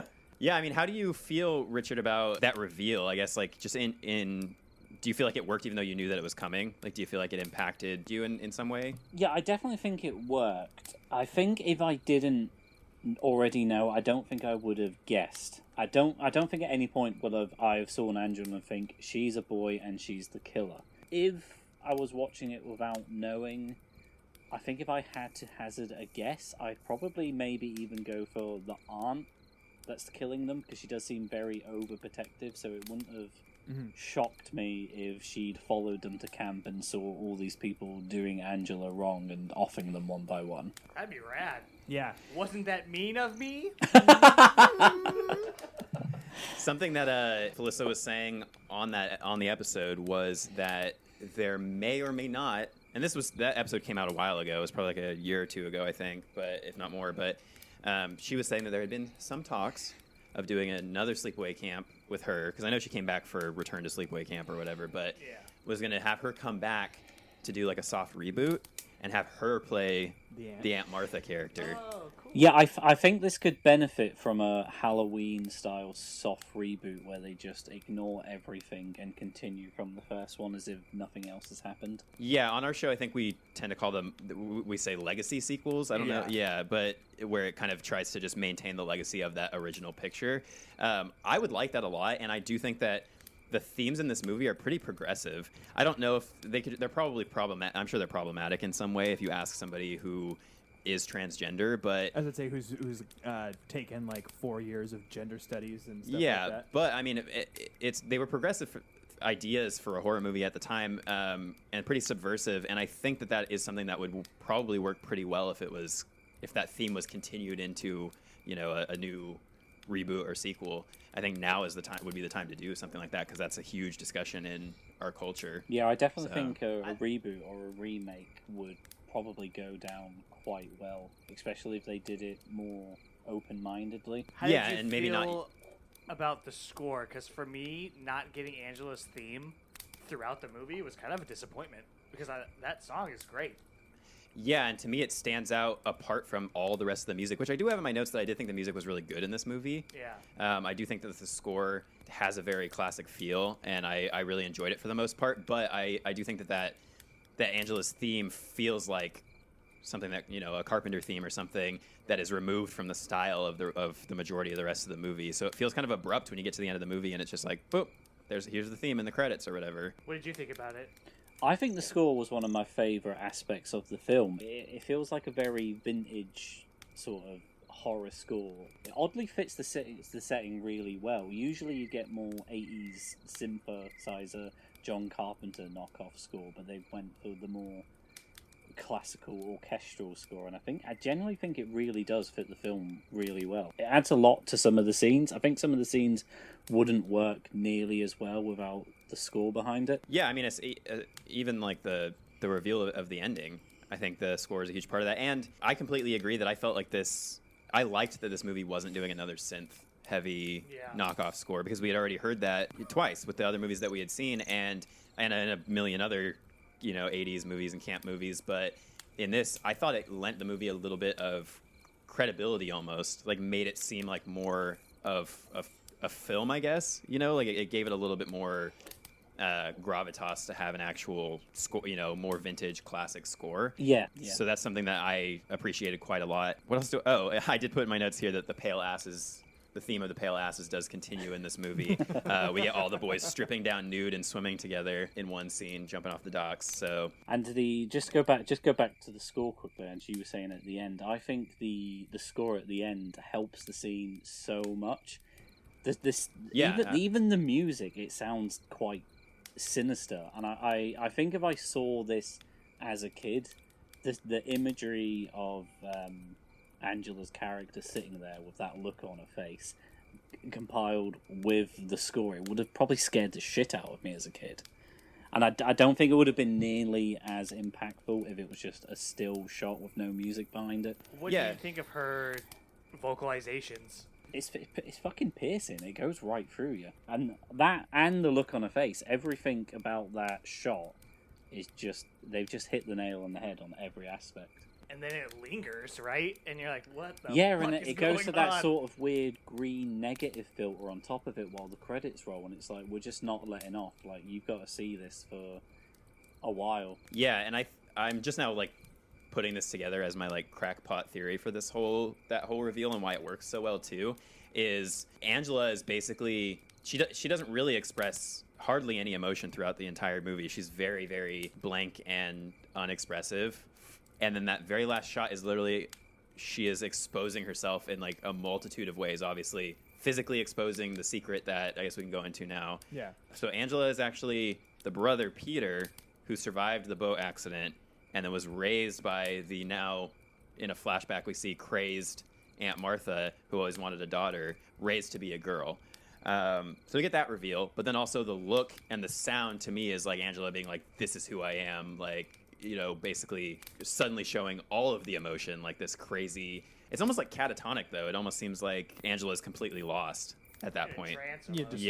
Like her psyche is completely broken. Yeah, and it's terrifying. I mean, and because there isn't any follow-up to that, unless you count the sequels, which is, as far as I know, I haven't seen them, but it's just Angela going from camp to camp, played by a different actress, to kill other people. I think just leaving it here at this and not giving you really any explanation beyond that and just leaving you with that image, I mean, I can definitely see why this movie is a favorite for a lot of people. How'd you feel about the ending? Either now or the first time that you watched it? So I've enjoyed going back and rewatching it. I've done it, I think, 3 or 4 times now. And you pick up little subtleties every single time you watch it. And like I said, even just sitting down and having a discussion, talking about like what the beginning means to the end, like after you've watched it that first time, like, and not knowing what the twist is, like, you sit there and you kind of, like, it allows you the opportunity to think about, like, oh, like, the entire scene with the boat accident, like, that makes more sense that it even exists at this point. Mm-hmm. That it's not just something traumatizing, it's something that's like, oh, you're looking at the wrong person. Like, it was very shocking not knowing what was coming, not having the benefit of a million YouTube videos existing explaining the ending of that movie. You know, back in the day, you know, it was more of just like if you knew, you knew, but that was it. It wasn't something where it was spread around everywhere. And when I was younger, there wasn't like Reddit and having all these different horror threads. I'm sure they exist in little corners, but I didn't know about them. I think that's a really good point, because if you don't know the twist and you watch this movie, then it's quite a different experience than if you watch it knowing the twist. And you can probably vouch for this, Richard, where there are pieces that you can pick apart after you already know what's coming to see if you can pull any idea of what's going to happen at the end, and you really can't. Yeah. No, yeah, I definitely don't. I wouldn't have seen any of it coming if I didn't know. I think they set up the mystery of the film really well. There's not really anything that points out to you that it's going to be Angela, and obviously you've got the whole red herring thing with thinking it might be Ricky, and you've even got the head counselor, whatever I can't remember his name. The older dude that, are you trying to ruin me? Yeah, to the point where even he's determined that it's Ricky. I feel like that was the... Oh, doesn't he beat the shit out of him in the woods? He does, yeah. I think he pretty much leaves him left for dead. Yeah, I was really shocked by that scene. I forgot about that. Yeah, I think we all just did until... Yeah, like he like chases him into the woods, convinced that Ricky is the person killing all these people. Yeah. And beats the shit out of him and leaves him for dead in the woods. I thought that was pretty messed up. I was surprised that it happened. I was like, I mean, obviously don't show him really beating a child, but that is what's happening in that scene. And there's a lot of stuff in this movie like that I feel like is uncomfortable in a different way than a lot of these movies end up being. And mad kudos to a slasher, a camp slasher that actually has a plot. You know, and has a compelling mystery, I feel like, and actually ties up in a way where everything, to me, makes sense. Like, especially going over it now and talking about that some of the scenes that I was more confused about. For the most part, I feel like it makes sense. Like it ties together. What are your overall thoughts?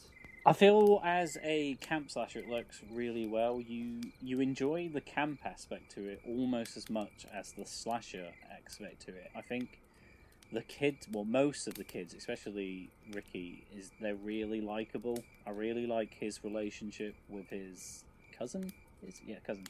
Yeah. Mm-hmm. I like how protective he is, and because I feel like his character could have went either way. He'd either be the really protective or the whole, I don't really want to be seen with you. You're weird. Leave me alone. I'm here to be with my friends. And I like how they've gone for the protective aspect to it, because a lot of the time, even in like the good slashers, a lot of the characters aren't really all that likable. Whereas in this one, it's actually built up to have likable characters. Yeah, because a lot of the time you're basically just supposed to either not care or hate the characters so that you don't feel bad when they're killed. In this, yeah, I loved that relationship, especially as someone who has younger siblings, who I went camping with when I was a kid and stuff. And, we would run into kids on the playground at places that would try to bully my younger siblings, and I'm not some big tough guy but I would do similar things, go up and tell people off. In defense of my younger sister or my younger brother, and I still feel very protective of them, and so that really stood out to me as something that I connected with, and I liked that relationship a lot, and it helps make the whole situation very sympathetic. Like when there's that reveal at the end, I'm not like, oh shit, Angela's a monster. I mean, yeah, she is now because she's been driven so insane, but it's sad. I mean, it's a sad situation when you kind of piece together, okay, well, she had this terrible tragic accident, lost her family, then she is basically tortured for her entire childhood into being someone else by this crazy person, and then bullied at camp. Like I would snap too. I would start ambushing people with beehives, and I don't know if I'd go as far as hot curling irons up the wazoo, but I feel like you almost empathize with her in a way that you don't typically do with the main slasher in some of these movies. Yeah, definitely. Yeah, they try to do that with Jason. They try to do it with Jason by saying like, oh, he's a kid who drowned, but by the time you see him killing people, you're just like, none of this makes any goddamn sense, and I'm just here for the I'm just here for the ride. I'm just here for the tits and the machete. It's like if you look at a film like Friday the 13th Part 1 and then the reveal at the end it's Pamela Voorhees and you're like, okay, who are you? Where was she? Yeah. Like we never met her before. Yeah, and then in this one you've got the reveal at the end is a killer that you have known throughout the entire film. And I think that makes it stand out a lot more than something like Friday the 13th. It's the Scream. It's the thing we like about, what Scream does with their reveals. It's the classic whodunit, and the payoff being it was somebody who you thought you were rooting for the whole time, or you thought was your friend the whole time. Yeah. And that's always the best way to pull off that twist, I feel like, is really just pull the rug out from under you. Probably my absolute favorite line in the movie that I was like, oh shit, that's a good one. That's really good. And I hate the character. I think it was the girl who ended up getting killed with the curling iron. But when she's taunting Angela and she's like, she's a carpenter's dream, flat as a board and in need of a screw. I could not stop laughing. I was like, oh man, that's top-notch dialogue right there. Another one of the great lines is during the little baseball scene. And somebody shouts at Ricky, like, eat shit and die. And then Ricky comes back with, like, eat shit and live. Well, that's brilliant. And Amanda was like, damn. Yeah. I was like, yeah. He got burnt worse than Cropsy. Yeah. All right, so, Richard, would you, if you were able to find a copy of it, would you buy this movie? Definitely, yeah. I do have region-free Blu-ray player, so I probably will track down the Scream Factory release. And then, would you watch it again? Yeah, definitely. I mean, I've already ordered 2 and 3, so yeah, I definitely watch the first again. Definitely. You'll have to let us know how those are, because I don't think any of us have seen any of the other ones. I've already heard they're not good, but I'm a completionist, so yeah. Yeah, totally understand that. Yep. All right, let's rate this bad boy. Out of hot curling irons. I was gonna say out of 1 out of 5 boys who you thought were girls. Either way, whichever one's gonna get us in lesser trouble. Out of 5 sleepaway camps, I'm gonna rate Sleepaway Camp. I think I'll probably give it a 4. But I feel like it's a pretty strong 4. I can definitely see why this movie works so well for people. And I didn't appreciate it until watching nearly as much as I do now. And I would definitely recommend checking out that 45-minute documentary when you guys get the chance on YouTube, because that really brought me into this conversation today going I really liked this movie a lot, and I'm excited to talk about it, specifically because of some of those undertones that I felt like I had really kind of pieced together what they were trying to do with this. So yeah, I think I would give it a 4. I think I'm gonna go with a 4 1/4. Ooh, okay. So if we were expanding this out to a 10-point scale, it's not quite an 8, it's not quite a 9, so 4 1/4 works for me. Well, that's far too much math than I'm willing to. 17. Then All right, Richard. What about you? If you had to rate this one, if we're going for decimal places, we'll go for a 3.99, just because I just don't like it as much as The Burning, but I do really like it. But if I'm not being pedantic, I'll give it a 4.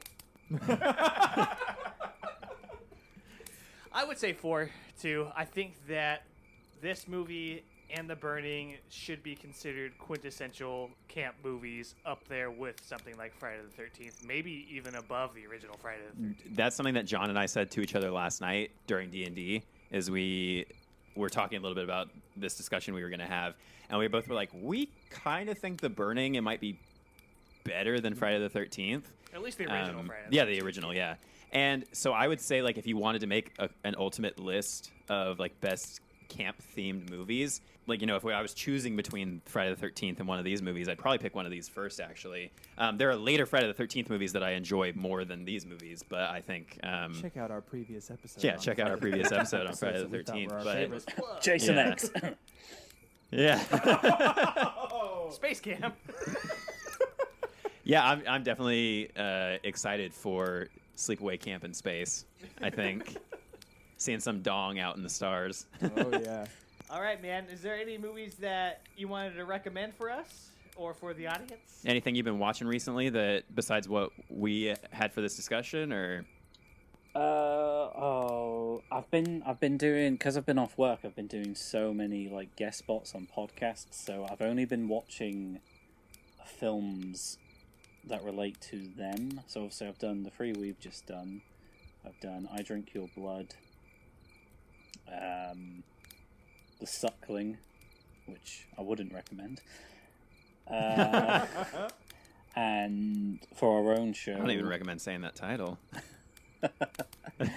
and for our own show, which won't come out for quite a while because we're quite ahead at the minute, we watched Audition, which was the third time watch for me. Nice. Audition.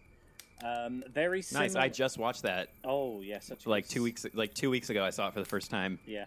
I don't want to give spoilers for my own episode, but yeah, it's such a great film, and it I don't want to say it's any way similar to Sleepaway Camp, but it's similar in the way how the film ends. Even though the character has done some horrific things, you don't really feel bad for them because of what they've been through in life. Yeah, I completely agree. Now that you make that comparison, I 100% can see. Yeah. Because it very similarly has that kind of flashback to a tortured past sort of thing going on. Yeah. Well, that's super exciting because, I've been loving listening to your guys' podcast. And I guess one thing that I wanted you to do before we let you go is just kind of talk about your podcast a little bit for anybody listening to the episode. Yeah, plug away, man. Take as much time as you need. Yeah, absolutely. So, me and my co-host Vic, we've been friends for most of our lives. We've known each other since early school years. We've been doing a podcast for about a year and a half now. We're well into our second season. We do very spoiler-heavy... I'm reluctant to call them reviews because they are just mainly run-throughs of films with our own little spins on them. We pride ourselves on our ability to just poke fun at anything, whether it's bottom-of-the-barrel trash or a film that we just absolutely love. We'll still find stuff to poke fun out and rip it apart. And yeah, I'm sure you've heard millions of podcasts that do the same thing, but if you want to find us, just head over to any sort of podcast platform that you listen to, search Radio Nasties, We've got well over 60 plus episodes now, so there's plenty to sink your teeth in. We do a mix of classics, underrated gems, pieces of shit, great films, and anything you could. We've got everything from Doom Asylum to Halloween to the Feast trilogy to Fulci films. Anything. If you're a horror fan, you'll find something that's your cup of tea in there. Yeah, and I can definitely speak from having listened to a couple of your guys' episodes that, I mean, we're in the same boat where what we do with our podcast is, we do a similar thing to what a lot of other people are doing, but you guys are so funny. It's... Comedic timing is incredible. Yeah, so, I mean, props to you guys for sure, because for me, like, I do try to listen to a lot of these podcasts, and if the personalities don't grab me, then I'm like, yeah, okay, I don't really feel like listening to you talk about this movie, for about Cropsy for an hour. But with you guys, I was like, okay, cool, like I'm into this, and I was busting up laughing with everything. So, yeah, I mean, it's a high recommendation for Radio Nasties for me, and I think you're in a similar position to where we were in terms of like we're into our second season. Also, have been doing this for around a year, and a half. 2 years. Yeah, 2 years. So we felt like. We would love in the future to have both of you guys on. Yeah, definitely. But we're really happy that... Yeah, if we can get the schedule working out, it would be great. And it'd be great to have... or vice versa. Yeah, we'd love to have 1, 2, or all 3 of you on our show at some point. Yeah, we definitely want to keep in contact, and I think, if an opportunity pops up, and I'm probably the most available out of the 3 of us right now in terms of my schedule, because I'm not working on anything but the podcast, so... if something comes up and one of us is available, we can do basically the exact same in reverse. Yeah. But we were really happy that we were able to get you on, and I was very excited after listening to you guys talk about the burning in your episode to talk about it with our group, and I think it's been a pretty good discussion. All right, man. Is there anything you want to say before we wrap it up? No, just thanks for having me. It's been a blast. It's obviously a slightly different dynamic to what I'm used to, so it was fun to do something a bit different for once. I just really appreciate you having me on. Thanks for coming on. Yeah, absolutely. We super appreciate having you, and we had a great time. So yeah, hopefully we can do this again in the future. Yeah, it'd be great to have you on our show. Maybe we could even do Madman. Oh. Yeah. That would be... Yeah, fingers crossed. A hoot. All right, we'll catch you on the flip side. Stay safe. You too, guys. It was good speaking to you. See you later. Thanks again, Richard, for coming on. We had an awesome conversation, and we look forward to collaborating with you again in the future. But now, let's jump into that watch list. Look what I did. I packed you and your cousin some goodies for the ride up to camp. Wasn't that nice of me? Any chips? Why, of course. I believe there's a whole bag. Yeah, let's get my watch list out of the way because it's the same as it ever was. I was going to do it if you did it. Buy that big old house. Yeah. Every Talking Head song. Yeah, I've just been slowly but surely chugging my way through Mr. Robot, loving every second of it, just hitting them every couple of days with a what the fuck? Because sometimes out of context, and I'm like, did I offend you? Yeah. And then I usually elaborate. Yeah, no, it's fine. That doesn't freak me out. But yeah, with 3 movies to watch this week and with Mr. Robot, I haven't had much time to fit in anything else, so that's basically been it. Well, yeah, I will go ahead and just update the watch list with Mr. Robot. You're on season 3 now, right? I'm on season 3, yeah. Yeah, I've just been updating it by season. Every week. Yeah, so you've just been recommending it. My extended watch list is going to be, is going to have a lot on it. I actually did get a chance to check out quite a few things between the last time we recorded, but the 2 things that I want to put focus on are a horror sci-fi movie that I'm not sure if you guys have seen from Blumhouse from many moons ago called Dark Skies. Yes, with Carrie Russell, right? Yeah. No, I have not seen it. This movie, I remember hearing, basically went to theaters, people hated it, it dropped off of everyone's radar. I remember not liking it, but you're saying you recommend it.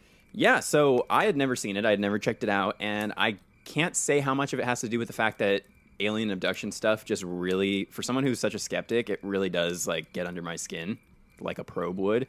Look at inside your skin, baby. Yeah, and I love Kerry Russell, especially when she doesn't wear a mask for the whole entire time that she's in a movie. So that's Rise of Skywalker. She was in Star Wars, remember? No, you don't, because she was wearing a helmet the whole time. Who was she in that? She was Poe's like love interest, bounty hunter chick. Oh, that was Kerry Russell? Yeah. Oh, She just wore the helmet almost the whole time. I thought that was the broad from Doctor Who. Well, anyway, so there had been some buzz, and this is how I've actually been finding quite a few movies that I had completely missed in the horror genre, as people are just kind of bringing new attention to them. And so Twitter has been talking a lot about Dark Skies recently because Jason Blum put out a thing saying, hey, it's on Netflix now, and this thing got railed when it got put out. But if you would like to recheck it out, I think it's actually pretty good. I liked it a lot. It deals with some pretty heavy themes of family and abuse while also being framed by an alien abduction movie. It was pretty freaky at a lot of points, and I thought that the acting and the drama were all top level stuff. It really felt like it could have come out today and probably gotten a better reception than it did when it originally released. So that's on Netflix. If anybody wants to check out Dark Skies, I would highly recommend it. It's not anything that'll blow you out of the water, but it's a fun little spooky alien invasion movie. Thing that I really, really wanted to put on everybody's radar is a little BBC program that came out back in 1992 called Ghost Watch. Yeah, I haven't seen that, but I heard that they marketed it as real, and so people lost their fucking minds when that shit came out. It is so interesting. I had heard about it and completely forgot about it, and then it just popped up on a video I was watching, and I was like, I'm going to watch that. So I found it. Apparently it's almost impossible to get if you're in the UK, because when this thing came out, they did structure it and release it as a live broadcast. There's a small disclaimer similar to what happened with War of the Worlds in the beginning that says, hey, this is a production of blah, blah, blah, blah. But they did the whole thing like it was a live broadcast. And I guess they got like 30,000 calls within an hour from people who were freaking out. And it did cause some pretty big repercussions. Like there was a man who committed suicide shortly after and said that having seen Ghost Watch, he was very mentally disturbed, but he said that it contributed. So this BBC basically shut this thing out and said we had nothing to do with it and never reshowed it in the UK. So it's difficult to find, but if you can see it, I mean, it's online. It's great. It was streaming somewhere for a while. It might have been Shudder or Hulu or something. It'll pop up for a little bit and then it'll go away. Yeah. Shudder had it for a little bit, but it's not there anymore. So yeah, really well done. Very scary. Shot, it looks like it was shot for that time. It's very convincing and really pretty creepy. And there's a whole documentary called Behind the Curtains that goes into the production and everything. That was shot in, I think, 2003 or something, so more recently. But it was a big deal, and it really influenced a lot of people as children. And so I thought, since we had just talked about the children's horror, a lot of that documentary is kids talking about, as adults now talking about how Ghost Watch influenced them. And the directors of Blair Witch Project talked about how they were influenced by having seen Ghost Watch. So it really kind of just, in its own way, kind of spun off this whole found footage thing that we've seen since then. So yeah, I would definitely check it out. And then if you get the chance, watch the documentary that goes along after it with the production. That is something that I have been interested in, so it's cool to have a recommendation from someone who I trust their opinion. I loved it. It gave me a little bit of Hell House vibes in terms of like the way that they set up what's creepy about it. So, well, my watch list is very short because, similarly to John, I was focused on the 3 movies that we just talked about. But I went ahead and took one of your recommendations, Anthony, and sat down with Joe Bob Briggs at that last drive-in and watched Chopping Mall. Nice. And it is B-movie gold, man. I had such a good time watching it and seeing him talk about it. It's just, oh, God. I was like, fuck, they just don't make B-movies like they used to anymore, Yeah. So I would highly recommend that, especially with Joe Bob, because you get a lot of behind the scenes and you get at least one actress from the movie. Yeah, and that's what I love the most. I mean, I love Joe Bob and Darcy the Mail Girl and, all of that. They're great, but I love just hearing that behind-the-scenes stuff and having the people come on and interview and talk about how awesome it is that people love these movies. Yeah, and one of my favorite lines from the movie was the guy asks one other fella if he got beer, and he goes, "Bro, come on, dude." I was fucking dying laughing, and he looks like the kind of guy that would say exactly exactly how I said it. Yeah. It's fantastic. So I loved it. I checked it out too with Last Drive-In, and it makes no fucking sense at all. None of it makes any sense. No. But it's a good time. So I would highly recommend that if you're into, what's the subgenre? Mall slashers. mall robot slashers. Like, yeah, that's the thing is like most people hear chopping mall and they think people are going to get chopped. Nope, it's killer robots. There really isn't any chopping that happens in this movie. Somebody just thought, why don't I just call it chopping mall? And they're like, it was like a cut, janitor print. or something that Joe Bob mentions in the episode that he was just walking by changing a light bulb and he was like, why don't you call it chopping mall? And they're like, God damn it, Billy. You've done it again. You're a fucking genius. Now, the light turned on. But that's it for me for Watchlist. cool. But yeah, so that is going to wrap it up for this episode this week. We really hope you enjoyed listening to us ramble on about 3 movies for a very long time. We had a great time with Richard from Radio Nasties. This should be, hopefully, the start of a beautiful future.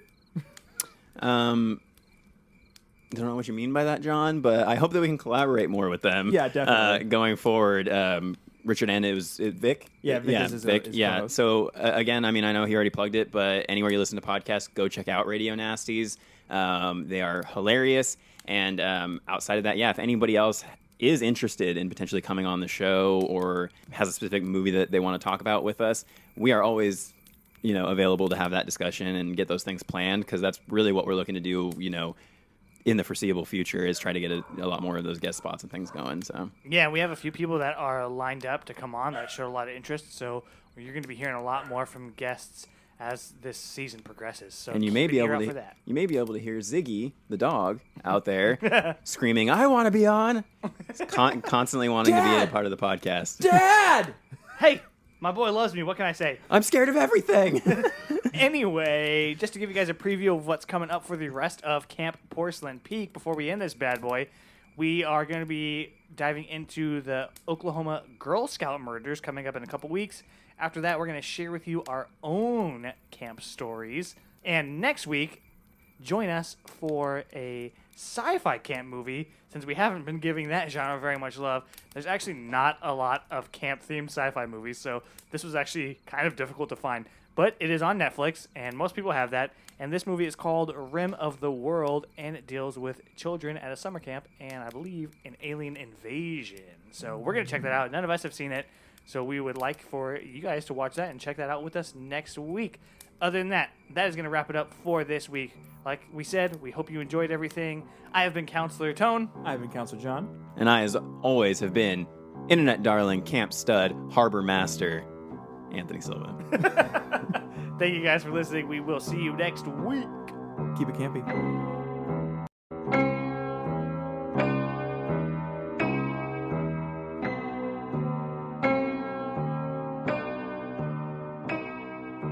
You can find Porcelain Peak on Apple Podcasts, Google Play Store, Spotify, TuneIn, and Stitcher.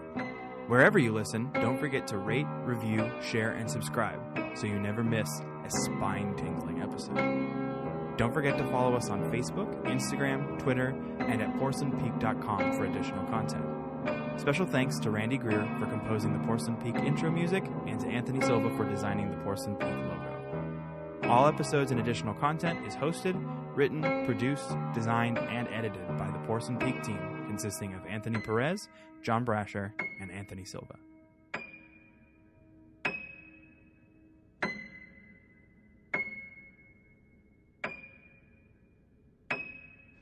This has been here words for awareness products and